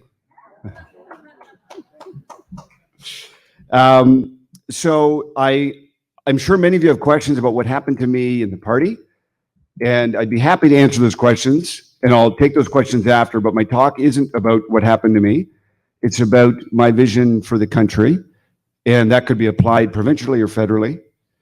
And I say that because in the course of my campaigning and in the course of what I've been doing, I hold the political weight in this country. And it's not so much me, it's the values I stand for, and it's the principles that resonate with people. And so I have a political movement that is strong, and its voice will be heard under, thank you, yeah. And it doesn't matter the color. The parties feel that their brand and their color trumps ideas, values, individual people. But political movements and the strength of movements depends on resolve, courage, and values. And that is what we all have to one degree or another. And my time in politics is just beginning, and I'm just getting started. So, thank you. So I believe that the reason why we are where we are, provincially, federally, is because the other parties in the House of Commons fail to have a proper understanding of the five pillars of society. And I am going to attempt to give you my political philosophy today, the one that I will be promoting across the country in whatever form. But the key to good government in Canada, and by extension, Alberta, is a proper understanding of the individual, the family, the nation, faith, and freedom. And I believe almost every issue we deal with falls under one of those rubrics. And I think that a proper understanding of all of those is the way that we can have good government. So I will go through my thoughts on those 5 pillars, and I hope that they're instructive of actual real policies that can occur, and many of them I think will resonate with some of the things we've heard today.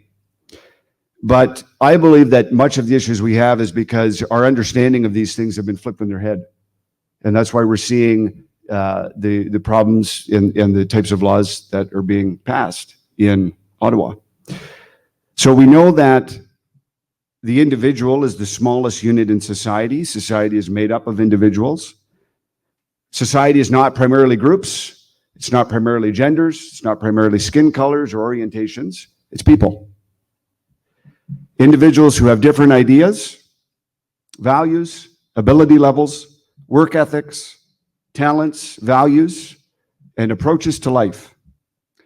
And this comes before any group identity. And the mistake that many parties make is to elevate your status in life or your class in life above your individual and God-given distinctiveness. There's no other person on the planet like you, and there's no other person on the planet that can do what you can do and to impact the world the way that you can. So when we treat statistical qualities like your sex or your race or your class as determinative of who you are, this is a lie. And individuals, go ahead, yeah. Individuals have the power of choice, and their individual interests and values and choices matter more than environmental influences.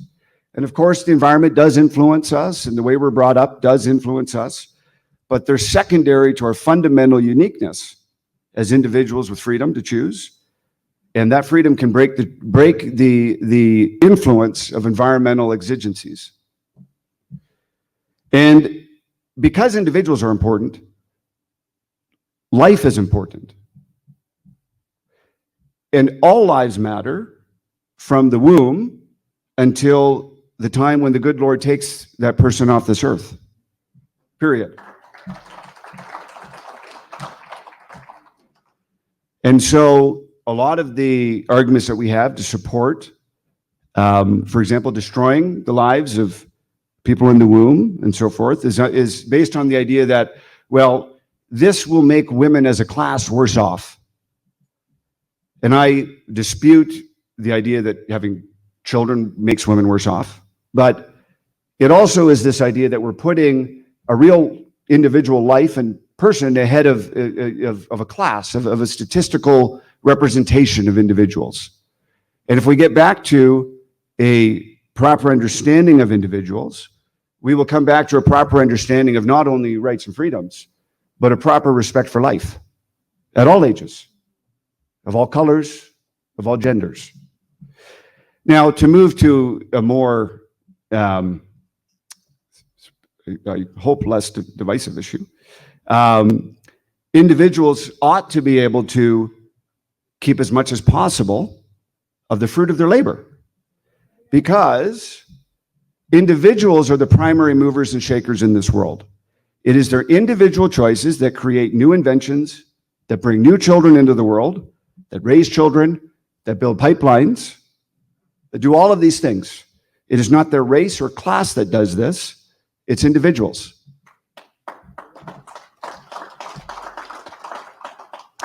So, for example, high tax levels, 50% tax levels, these are they're confiscatory and they're wrong.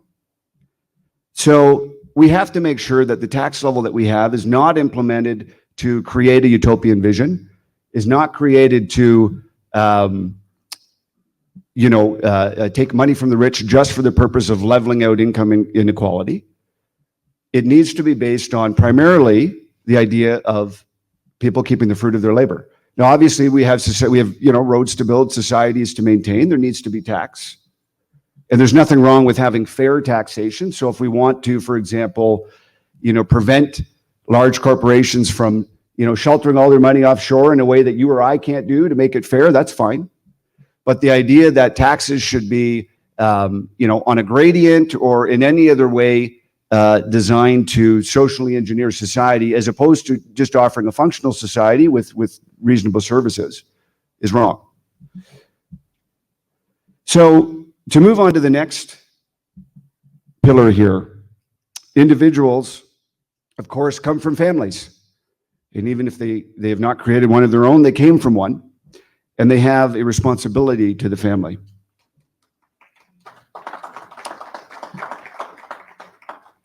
And the family is the base building block of society, and properly run provides for bringing the next generation into the world. And the government cannot do that in any way as good or as cheaply as a family can. We need to have policies that promote family growth, families staying together, all of these things. And unfortunately, in this country and in others, there aren't any institutions that are more undermined than the family, whether intentionally or unintentionally. And, for example, the tax code largely treats people as individuals. There's a few benefits for being married, but it's largely an individual thing. So when it comes to policies related to families and taxation, we need to promote children. I mean, we're in a situation now where we have, I was just watching a TV show the other day where they were talking about all the healthcare costs that the baby boomers are going to be incurring over the next 10 or 20 years. And all these investment ideas based on this. And we have, the NDP and other kinds of parties telling us all this money that we have to pour into this. Well, if we had a birth rate to match the baby boomers who come from an era of high birth rates, but we need to have a high birth rate to be able to pay into the system to match that. And we haven't had that for decades. And so the government wants to replace that by high levels of immigration. But it'd be a lot easier just to create policies to promote childbirth and to increase our birth rate. So I'll give you a few examples of some policies that I've seen around the world. These are ideas, I suppose. But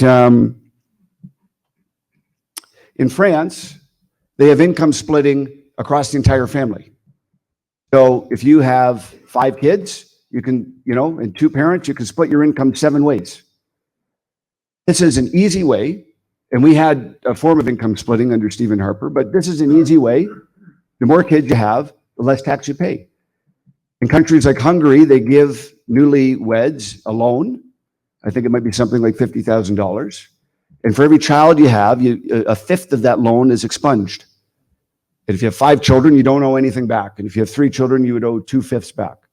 So these are simple policies that can encourage families to stay together, to have kids. And this is something that is good for society in many, many ways. And if you think of, I mentioned the tax code, but think of the other things here that work against the family unit.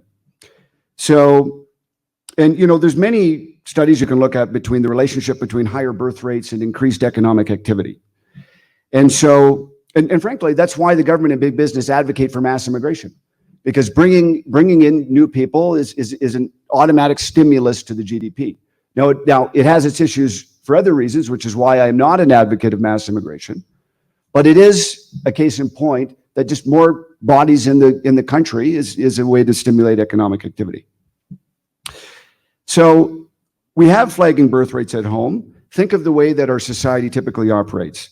We now live in a society where we need multiple graduate degrees, at least one, and kids are nearly 30 years old or potentially more before they have their first real job.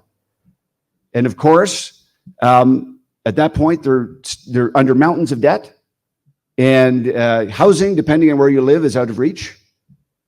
And they're in no psychological mood to have a family. So maybe by the time they're in their late 30s or whatever, they're about ready to do that.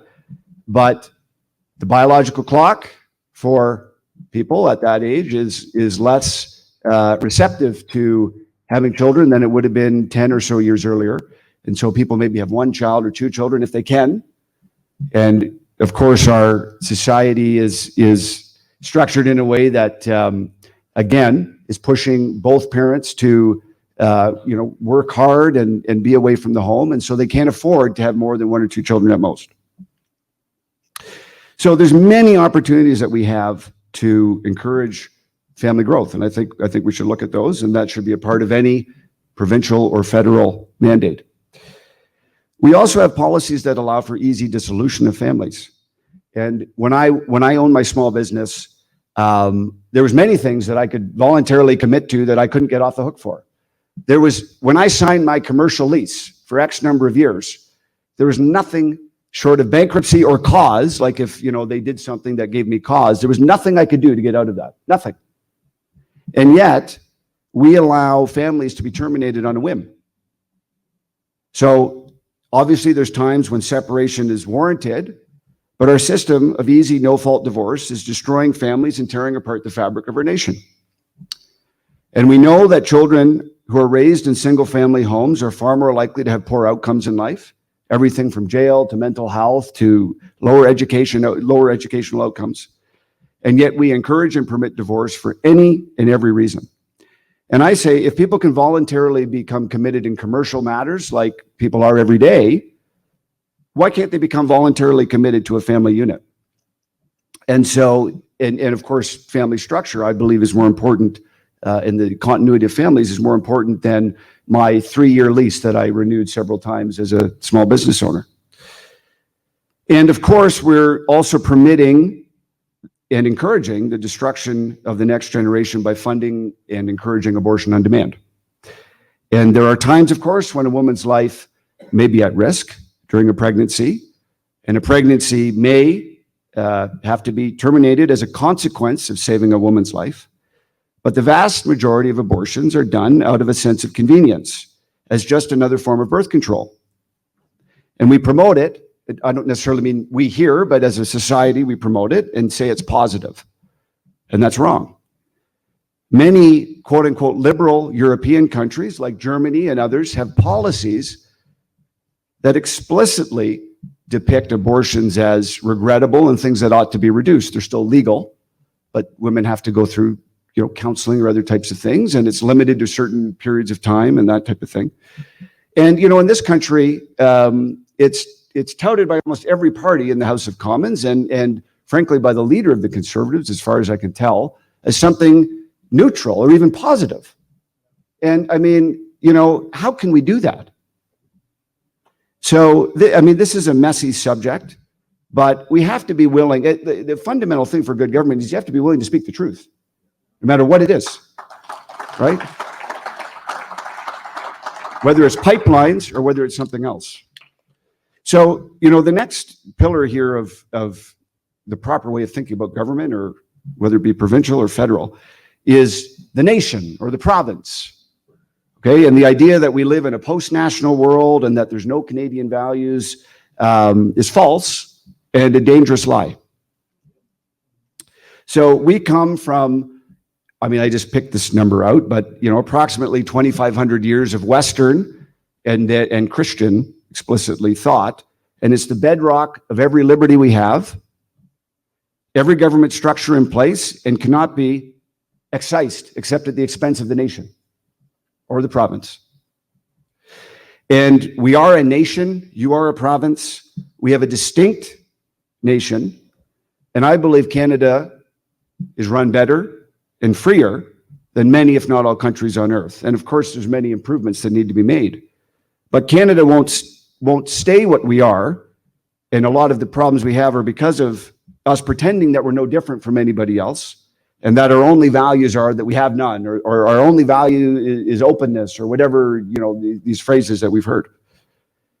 And, this is cowardice. It's the duty of the federal government to put Canadians first at all times.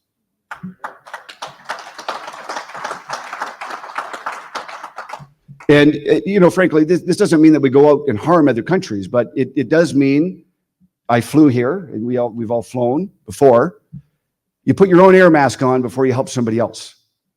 And I think that we lost this concept of a distinct nation with a distinct identity.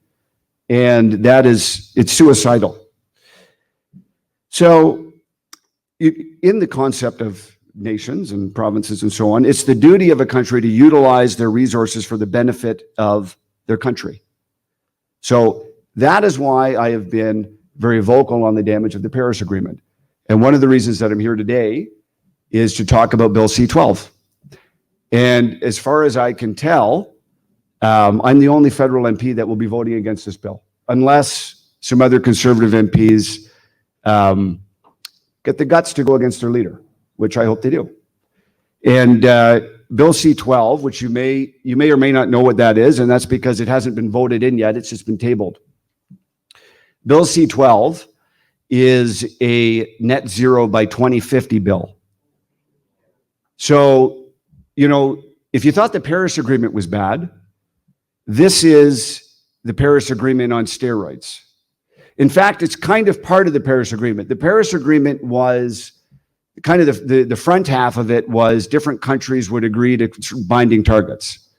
And of course, it was really only us and some other foolish countries that actually committed to binding targets. It was in places like China will think about committing to targets. They will stop increasing, or they will think about maybe decreasing come 2030. But the kind of, you know, behind the scenes, or the more ethereal part of the Paris Agreement was this kind of notional aspirational goal of being net zero by 2050.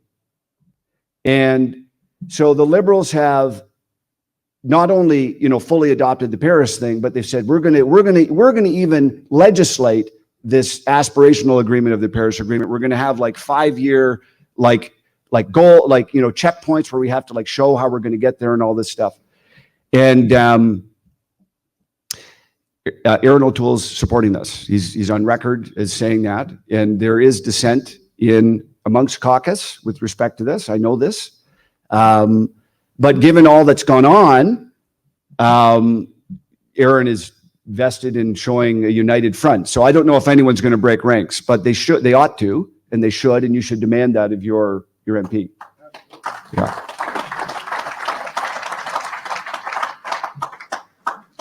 So I feel as if I feel like a lot of like average Albertans don't even realize this is happening right now.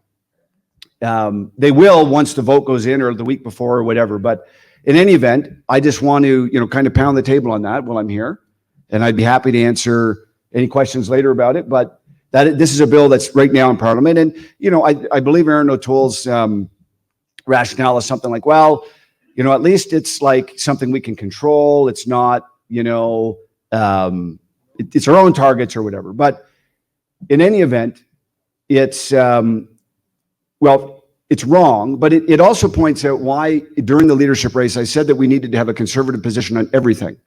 So, you know, it's not enough to say, you know, the strategy, the political strategy right now for dealing with this type of thing, it comes from this climate alarmist view, okay?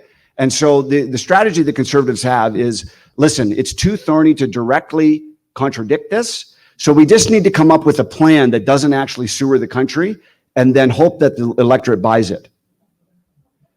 Well, why don't you just say, listen, the conservative view on climate alarmism is that it's wrong. Okay? And so I said that. I campaigned on that, and I was the only candidate to do that. But it's not that hard to do that, because like it may be hard initially, like because Canadians have been, you know, the frog cooked in the stew. And apparently I've heard that whole thing is wrong. Apparently you put a frog in water and you turn up the thing, he hops out. But in any event, I like it. It's a good analogy. So, you know, like if I just said that today, yeah, there'd be, like if I was the leader of a party, a large party, and I just said that today, there'd be a media furor storm for like a week or two or whatever.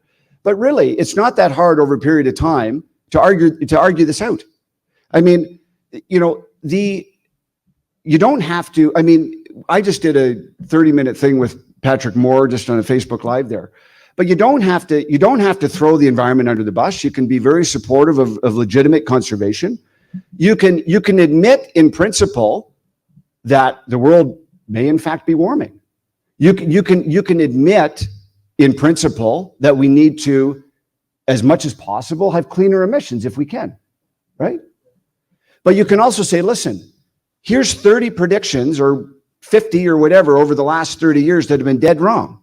And they're telling us contradictory things. They're telling us that the world's going to end tomorrow. And meanwhile, we're handing over our manufacturing sector to China, who's doing nothing and is emitting way more than us. So the fact is that we have to have a conservative vision on everything. And the environment is, again, one that we must articulate. And this is exactly, and I said this back in context of the Paris Agreement, and now we have net zero, right? And soon enough, as they realize they're getting nowhere near reaching their goals, they're going to have to ratchet up. Already, I mean, listen, we thought, $50 a ton was bad for the carbon tax. And now they're saying that they're going to raise it to, what is it, $300 a ton? Or I can't even keep track anymore to how high they're saying that they're going to raise it. But this is the type of thing that has to be implemented to try and reach their goals that they have. And so that's why it's absolutely imperative. And what I forgot to say at the beginning is I think one of the reasons why the conservative movement is failing in Canada is that it doesn't have a philosophical basis for why it does what it does. So there's good conservative instincts, and there's a lot of conservative politicians who have the right instincts, and they gutturally react against a lot of these things. But all they can do is put on the brakes a bit because they don't have a separate philosophy to deal with it. So they put on the brakes, and then, Justin Trudeau wins and the train speeds up again. But if you want to slow the train down and turn it in a different direction, you need to have a distinct philosophy on all of these things. So I think that's enough about the Bill C-12, but I'd be happy to answer questions about it later. And I believe we have all the way till 5. Is that right, Danny? And I'm going to leave a full 20 minutes for Q&A. Is that good? Okay. So sorry to be, there's less of a rah-rah speech and more of a foundational speech, but I just really want to, outline what I think must happen from any government, whether it be federal or provincial. So the other thing which is foundationally important, and I think instinctively important to many people, but again, we need to hammer this out. And so the fourth principle here is faith. And there's nothing more important to a country than faith, but it's also a very obscure subject. And so there's all sorts of different phrases we've all heard. For example, we may have heard this is a Christian country, or we may have heard don't mix religion and politics, or separation of church and state, or this isn't us, but one nation under God. I mean, there's so many different, popular phrases about faith and religion, and many of them are contradictory and all of them are misunderstood. And so I should start by saying that I believe strongly in a formal separation of church and state. It is a foundation of a free society. And any time that has not happened has been a backstep in freedom. But that concept has been butchered and misconstrued. So to go into this, and I know I'm preaching to the choir in a sense here, but I feel it's important to say, the common understanding amongst an average person on the street, probably not in Alberta, but somewhere else, is that Christians are responsible for the combination of church and state, and that by the gradual onset of reason and secularism, we have put the church in its place. And nothing could be further from the truth. In fact, most ancient societies, and for the bulk of history, had no distinction whatsoever between church and state. And to this day, many countries do not. And it was Western societies that invented the separation of church and state. And in fact, the most serious types of Christians, like Puritans and Baptists, paved the way and fought for the First Amendment in the United States, which is the most explicit and formal separation of church and state in the world. And if you don't believe me, listen on. I'm going to prove it. So for most of Canada's history, nearly 100% of Canadians identified as Christian. Even today, slightly under 70% of Canadians, 65, depending on which year you're looking at, identify as Christian. The United Kingdom is formally a Christian nation, and the monarch formally swears to uphold the gospel of Jesus Christ, amongst other things. We have a formerly Christian monarch here. The founders of our country, of course, were Christian. Many of our national mottos and emblems and so forth are drawn from biblical themes. The structure of our governments were modeled in many ways from Alfred the Great and on the Bible. And so we have words like minister, ministry of this, minister of that. This is the degree to which Christendom is inextricably wound into our culture. So whether you like it or not, it's a fact that Canada is a Christian country. And of course, as a culture, it's a lapsed Christian culture. But our foundational structure is Christian. It's just a fact. It doesn't mean we're all Christians, but it's a fact. Now, Canada has never had an established church and should never enforce or penalize people based on their faith or lack of faith. But to deny the importance of faith, of accountability to God, of the supremacy of God, written into our very charter in those words, is historically revisionist, and it's also unwise. Now, there's much to be said on this, but the invention of the separation of church and state, the inventor of religious toleration, was Christians. And in ancient cultures, the rulers of the country often were gods. So, whether Caesar or Pharaoh, there was no separation between priestcraft and statecraft. And that is why early Christians were thrown to the lions. It wasn't so much that their religion was different, but that they were unable to acknowledge Caesar as Lord over all. So if you remember some of the similar Christian creeds that many of us have heard, you may have heard, there is one Lord, Jesus Christ. That was a revolutionary statement in Rome, because your one Lord had to be Caesar, and that was the phraseology of what you had to say. And it was the way of things for thousands of years to have the ruler of a nation be the direct representative of God on earth to the nation. And therefore, religious dissent was impossible because it became simultaneously treason to the state. And it was the Bible, the ancient Hebrew culture, that firmly established a separation of priestly and state duties. So the Bible tells the story of several kings who attempted to perform priestly duties and were stricken with terrible punishments, with leprosy and other things. Christ's statement, render unto Caesar that which is Caesar's, and unto God that which is God's, set the stage for our future advance in the West with the revolutionary idea that what was owed to God was separate from Caesar and not the same thing. Now, it is true that the formal establishment of Christian churches where and when it occurred was a negative and a detraction from liberty. And it is still true, but even then, it was still true that the Christian West was more free than other areas at similar times, by and large, and led the way in developing free institutions. And it was, of course, the most serious and ardent Christians who enabled the development of a true separation of the established church in the modern world. And this is the thing that just beguiles the secularists. It was Oliver Cromwell who instituted, and this is the Puritan, protector of England, a rigid, pietistic Puritan. And listen, there's pros and cons to Oliver Cromwell, but with regards to religious toleration, he instituted, for his time, the most profound and lasting religious toleration edicts, far ahead of any other country. The Puritan pastor, in fact, I meant to look this up and I didn't, and his name is escaping me, but his first name was Roger, and he founded Rhode Island. Yes, thank you. He established the first state in the world with full religious toleration and no established church, and that was in the 1600s. And it's also clear, and there's a good book on this, and I can share it with anybody who wants to know, but there's good scholarship surrounding the creation of the First Amendment in the United States, that it was the Baptists and other dissenting, strong, fundamentalists, or whatever you want to call them, that were crucial in pushing forward this, in crystallizing a formal constitutional agreement to not establish a specific church. And the reason for all of this is because if any specific church has the ear of the state, whether it be Anglican or any other, it inevitably becomes corrupted. And even though we have no established church in Canada, so that's on one side. And this is, having said all of this, it doesn't mean that Canada can't generally encourage and celebrate our faith history and our faith past. We can and should.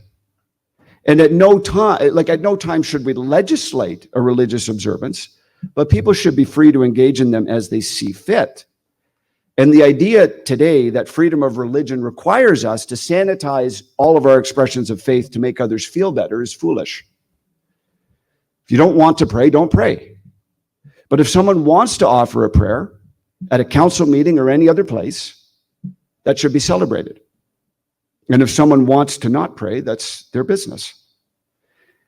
And our inordinate focus on secularism has turned secularism, and again, this isn't us, but our society has turned secularism into a new religion.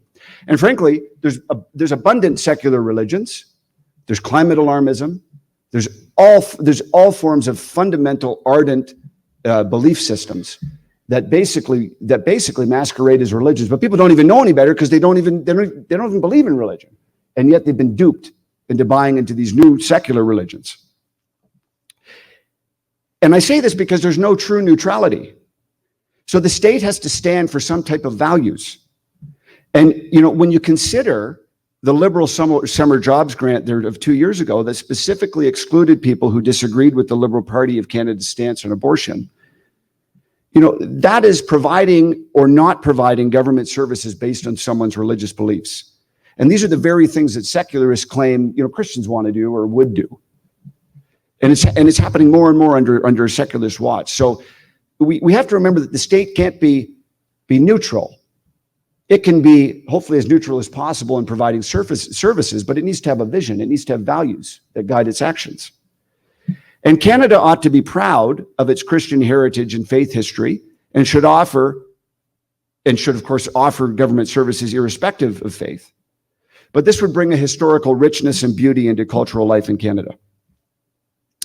And I came across the words of William Penn, the founder of Pennsylvania, who said, "Men must choose to be governed by God or governed by tyrants."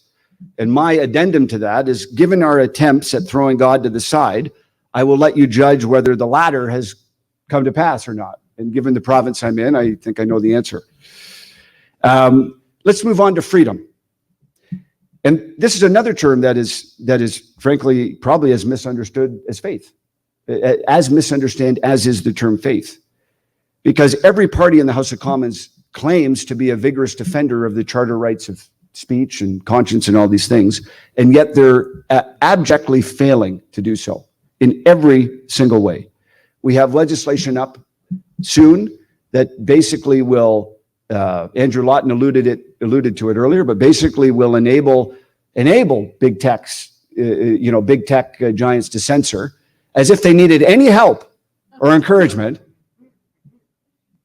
And this is problematic. And really, we're moving in a direction where if you don't have the right beliefs, you're ostracized and penalized in every possible way. And we're moving to have more strict, human rights violations and punishments with respect to this. And we have to be exceptionally concerned about these things. And frankly, which is why we need to move towards American-style free speech protection. Period. We don't need to do everything like Americans do, but that is a bedrock. And I wrote out a few things, for example, about hate speech, which is a very problematic concept from a legal perspective, because. Well, for one, if you look at what the average person thinks hate speech is, it can mean almost anything. And the problem is that because of that, even though judges are more disciplined than the average person, when you have, activists and sort of a decay in the style of respect for freedoms and our education and all that, you inevitably start moving towards hate speech just being things you don't like. And that's what the average person actually thinks it is. Like I was reading I happened to save a student newspaper from about 10 years ago that troubled me at the time. But this was going on, a decade ago, if not multiple. And it was at a university in Ontario, and some Christian group on campus had a day for praying for people in the LGBT community, praying for them to find Jesus or something like that. And the newspaper article was all about how this was all hate speech because it didn't, fully accept and value and all this type of thing. And that was just the opinion of the students and all that. But the fact is like that's 10 years from now. So some of those students are now quasi-prominent lawyers in the almost mid of their careers, and within 5 years, some of those students may very well be appointed as commissioners or judges and things like that. I mean, this is what we're dealing with, and when we have these vacuous concepts, and I mean, I'm just not sure what it means. I mean, if I say I hate you, is that hate speech? If I tell you that you ought to hate someone, is that hate speech? I mean, if it's saying false things about a person or a group, that group, I mean, there's slander, there's libel. We have legal remedies for that. If it's saying threatening things against a group, that's already breaking criminal law, right? So I'm not going to go into that more, but every single one of our freedoms is under attack, and particularly now during COVID. I mean, the freedom to open a business. Right. I mean, the freedom to post something informative about COVID on Facebook, I mean, it's crazy. The attack to our freedoms is immense. And what we're seeing now with COVID is a prelude to the degree to which government is just cramping down on our freedoms. I mean, they can, I mean, with the good doctor here earlier was saying, I mean, they can create the rationale for continuing what they're doing now indefinitely. I mean, there's always going to be a variant. Am I right? There's probably 1,000 of them right now as we speak. Yes. So, I mean, this is critical. This is a critical period. And, the silence of the parties in the House of Commons on this issue, what's going on with COVID and the resulting loss of freedom, is deafening. And it's shameful. So, the attack on our freedoms is immense. And, the other part of freedom, of course, is dealing with our justice system. And we're seeing a breakdown of law and order, and that relates to some of the other pillars that I spoke to before. But we have to rethink the way that we're doing our justice system. And I have been challenged lately by reading some things that propose a model that for many crimes, nonviolent property crimes and so on, would be based on a system of restitution and potentially even corporal punishment, but in many ways reducing the incarceration levels so we don't have groups of people being trained to enter a professional criminal class because of their time in, criminal university, jail and other things. On the other hand, we need to have more serious punishments for heinous crimes. So, first-degree murder, sex trafficking. These crimes need to be capital crimes. We need to send a clear signal. Thank you. Of course, living in a free society means the right to own firearms and the right to defend yourself. So I'm going to move very quickly to closure so we can do questions and answering. But I just want to say that, and maybe this will come up in the questions and answers, but these are the type of values that we need to push for. And this is the type of thing that we need to encourage. And I have been marshaling, there are many hundreds of thousands of people across the country that are on the same wavelength as me, probably even millions, but there's hundreds of thousands of people that follow me and read my emails and do things that I ask them to do. And we've been making waves. I mean, I encourage my followers to become delegates to the Conservative Convention to push for policies like this. And we've been doing very well. And there's a whole who's who of high-level establishment conservatives that haven't been able to been elected delegates because people that I encouraged got involved. So we have people like the Ontario PC Party President, Brian Patterson, Ontario Education Minister, Stephen Lecce, former PMO Deputy Chief of Staff, Jenny Byrne, Conservative Fund Chair, James Dodds, former Senator Irving Gerstein, Mark Mulrooney, the son of the Brian Mulrooney. And I'm not I guess I can't prove that I caused this, but I can tell you that many hundreds of people who believe just like what I do are going to be delegates at this convention. And it's not about the convention. It's about when you have a movement of people who are ready to go, it's a beautiful thing.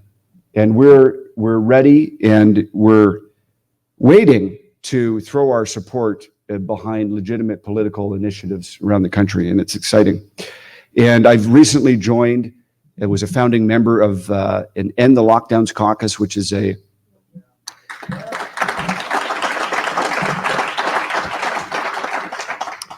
and it is a sort of a multi-level caucus. Anybody who's former or current municipal, provincial, federal politician or party leader, and Maxime Bernier is here, and he was also a founding member. And we're 50 strong. I mean, it's growing every day. It's probably more than that now. But we are working to end these draconian lockdowns, and I think we're getting some great traction. So, in any event, what we need, and what to sort of work on all these things after I was ejected from the party, I started a not-for-profit political action group, SPAC, Sloan Political Action Coalition. You can learn more about that at my website. But I'm using that to fund all the initiatives that we're doing. We're making a big difference. And we have the color and party affiliation and all that. The fact, aside from all of that, we have a movement here that is growing and is sick of the status quo. A movement made up of those who are willing to do whatever it takes to implement a government that is true north, strong, and free. True to independence, true to freedom, true to the family, true to responsibility. And exactly how that will manifest itself in the future is not yet clear. But what we need to do is commit today that we will never stop, quit, or backtrack until the style of government that we believe in, to you today, that we have spoken about today and tomorrow, is the norm in this country and established from sea to sea. Never apologize, never back down, always move forward, never backwards. God bless you, and God bless Canada.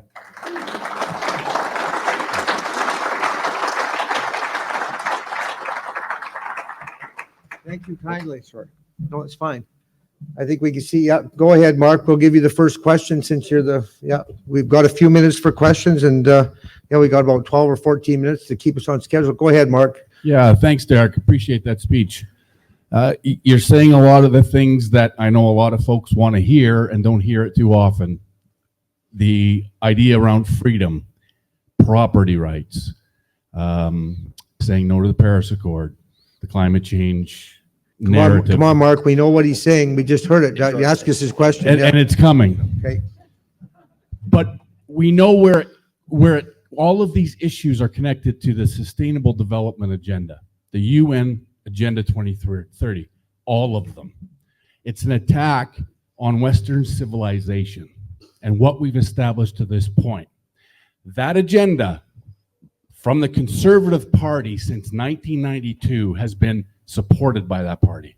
Signed on in 92, brought into law in 2008, signed on again in 2015. My question then to you is, how will you pull that party that's been committed to this nation-destroying agenda away from that? Well, I'm not a member of the Conservative Party. I'm fully divorced in every way, so I don't claim responsibility for them, and I don't claim the ability to reform them. Although the political action that I've been doing lately has been very helpful, and I don't have final numbers, but it could many delegates went to this convention. And frankly, if I wanted to, I could probably focus on reforming EDAs and other types of things. I mean, these types of things are embedded deeply in all parties, and they don't have the discernment to see it.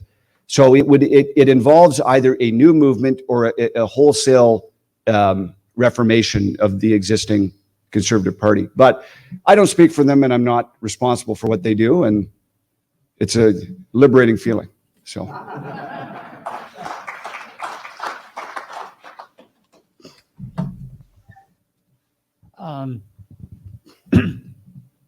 I wonder if you could comment on your expulsion from caucus. It was presented over what was really a kind of a trivial clerical error. Yeah. It obviously, was it just because you were such a pain in the ass to the leader, or anyway, could you comment on what really was going on there? Sure. And obviously this is my best take of things. I mean, who knows what was going on in the minds of the leadership, but there was obviously people who wanted me gone from the very beginning, throughout the leadership and after, a small percentage, but some. I believe it was my advocacy leading into the convention that really sort of turned the tables on me. My belief is that Aaron O'Toole wanted this convention to come quickly and quietly, without any newsworthy events whatsoever happening around it. And it wasn't advertised very well. And so I started advertising it in mid to late December, before most people had no idea that it was even coming. And the reason, again, this is all my opinion, but I believe it. So just, if you have an election and you lose, you're up for mandatory leadership review at the next convention. So it's in his best interest to have that convention immediately in case an election is called. But he obviously, given his stances, he doesn't want anything too, for lack of a better word, conservative or controversial.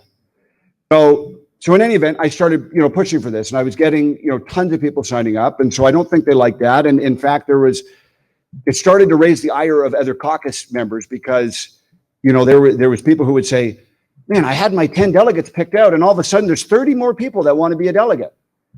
And I said, well, sorry that your membership wants to get involved democratically in the party.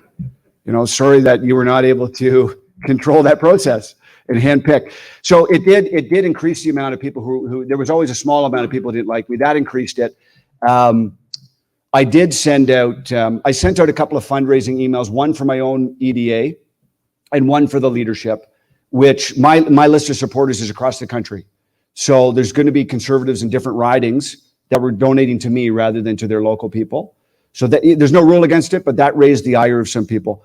But what it really was, I believe, was I think with everything that was happening down south at the time, was making Aaron, they basically didn't know what to do. Like, how do we distance ourselves from conservatism down south? And then all of a sudden this white supremacist thing comes up, and it, combined with probably some people whispering in his ear that I needed to be gone for several months. And it created him to make his public statement. Now, which, was a public doubling down. And so in the caucus, by far the majority of caucus was saying, listen, this is awful. I can't explain this to my constituents. Others would say, my longtime volunteers, the chair of my board is calling me furious. How do I explain this? And, but they were stuck between, okay, we either make Aaron O'Toole look foolish and make Derek an ongoing story for weeks and months coming into a potentially soon election, or we end the story now. And so that's what they decided to do. But really, at the base of it, it was, I was throwing my weight around too much, in my view, and it irritated some people, and they took advantage of that. Good answer. One more question, and then it's supper time. Yep. Go ahead, Kevin. Thank you. While you were speaking, I took a few moments to email my member of parliament, who is a conservative, or is the shadow minister for, or the critic, I guess, for natural resources. So I would certainly hope that they would be voting against C12, but just asked for her to speak to me about her stance on that.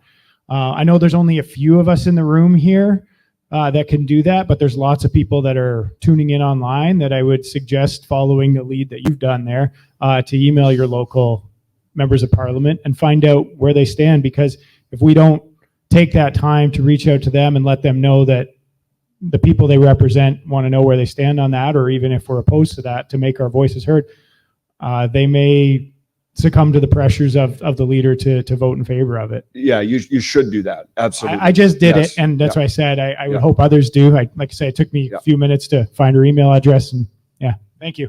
And I'm just going to quickly say, so the donation had nothing to do with this. It was a pretense for executing what happened. Yeah. I want to follow up with kind of what Tom was getting at. I mean, it's bad enough that you got treated the way you got treated, and we all understand that. And I feel your pain, and so does Max, and there's a bunch of people. But Pierre Poilievre, we all know that he got a kick in the pants, and you know, it wasn't. I don't think it was right what he did to you. But then, what's up with the Pierre thing? Like, I mean, is he literally getting rid of people he thinks are going to challenge him if he doesn't win the election, or what? I think, I've heard this many times. So they want to pick up more votes in the 905. That's like the Toronto suburb area. They want the soccer mom to vote for them, and they've used that terminology. In their view, Pierre is too kind of brash and rough to appeal to the soccer mom. And although, frankly, I've met a lot of soccer moms who you know, it's a mythical creation, but in any event, so I think, frankly, his penchant for like sort of being safe and not, taking any risks, not stirring the waters in any way, I think led to him to try and de-emphasize Pierre a little bit. There may be a little bit of, concern. I don't think it was primarily based on concern that Pierre was going to, take him out or something. But I think it was just, again, he believes that softening the image and making the party as unobjectionable as possible to any and all people is the way to stick out and win an election. Yeah. Let's call that good. Time will tell how that works, won't it? Yeah. Well, we're already seeing how it's working. No one knows, and no one knows him, and no one cares. Apparently. Last question. One Go quick ahead, question. Have you any thoughts of joining the PPC and Max?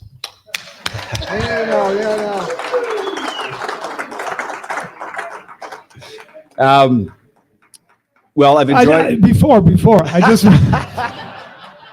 It's not my question, but it's a very great question. And Derek, our doors are widely open. Thank you. So I've enjoyed working with Maxime in the End the Lockdowns Caucus, and I hope to continue working with him. The exact shape of how things play out in the future is yet to be determined, but I believe. Listen, I think that Maxime's goal is to make this country a better place, aligned with mine. I think we will be working together to do that. But as to anything further, I can't comment on that. So thank you. That's good. Let's. I think that's a pretty happy note to end on for supper. And so, what a wonderful! Thank you very much, Derek. That was wonderful. It's been an amazing day, and it's been an absolute wealth of speakers. And I don't envy the person that has to follow all these great speakers. But anyway, Maxime's a big boy, and he's going to be doing it in about an hour and a half or 2 hours. So let's take a break. We'll have supper. We'll be back here at 7:30, and we'll see if they've cemented their partnership. So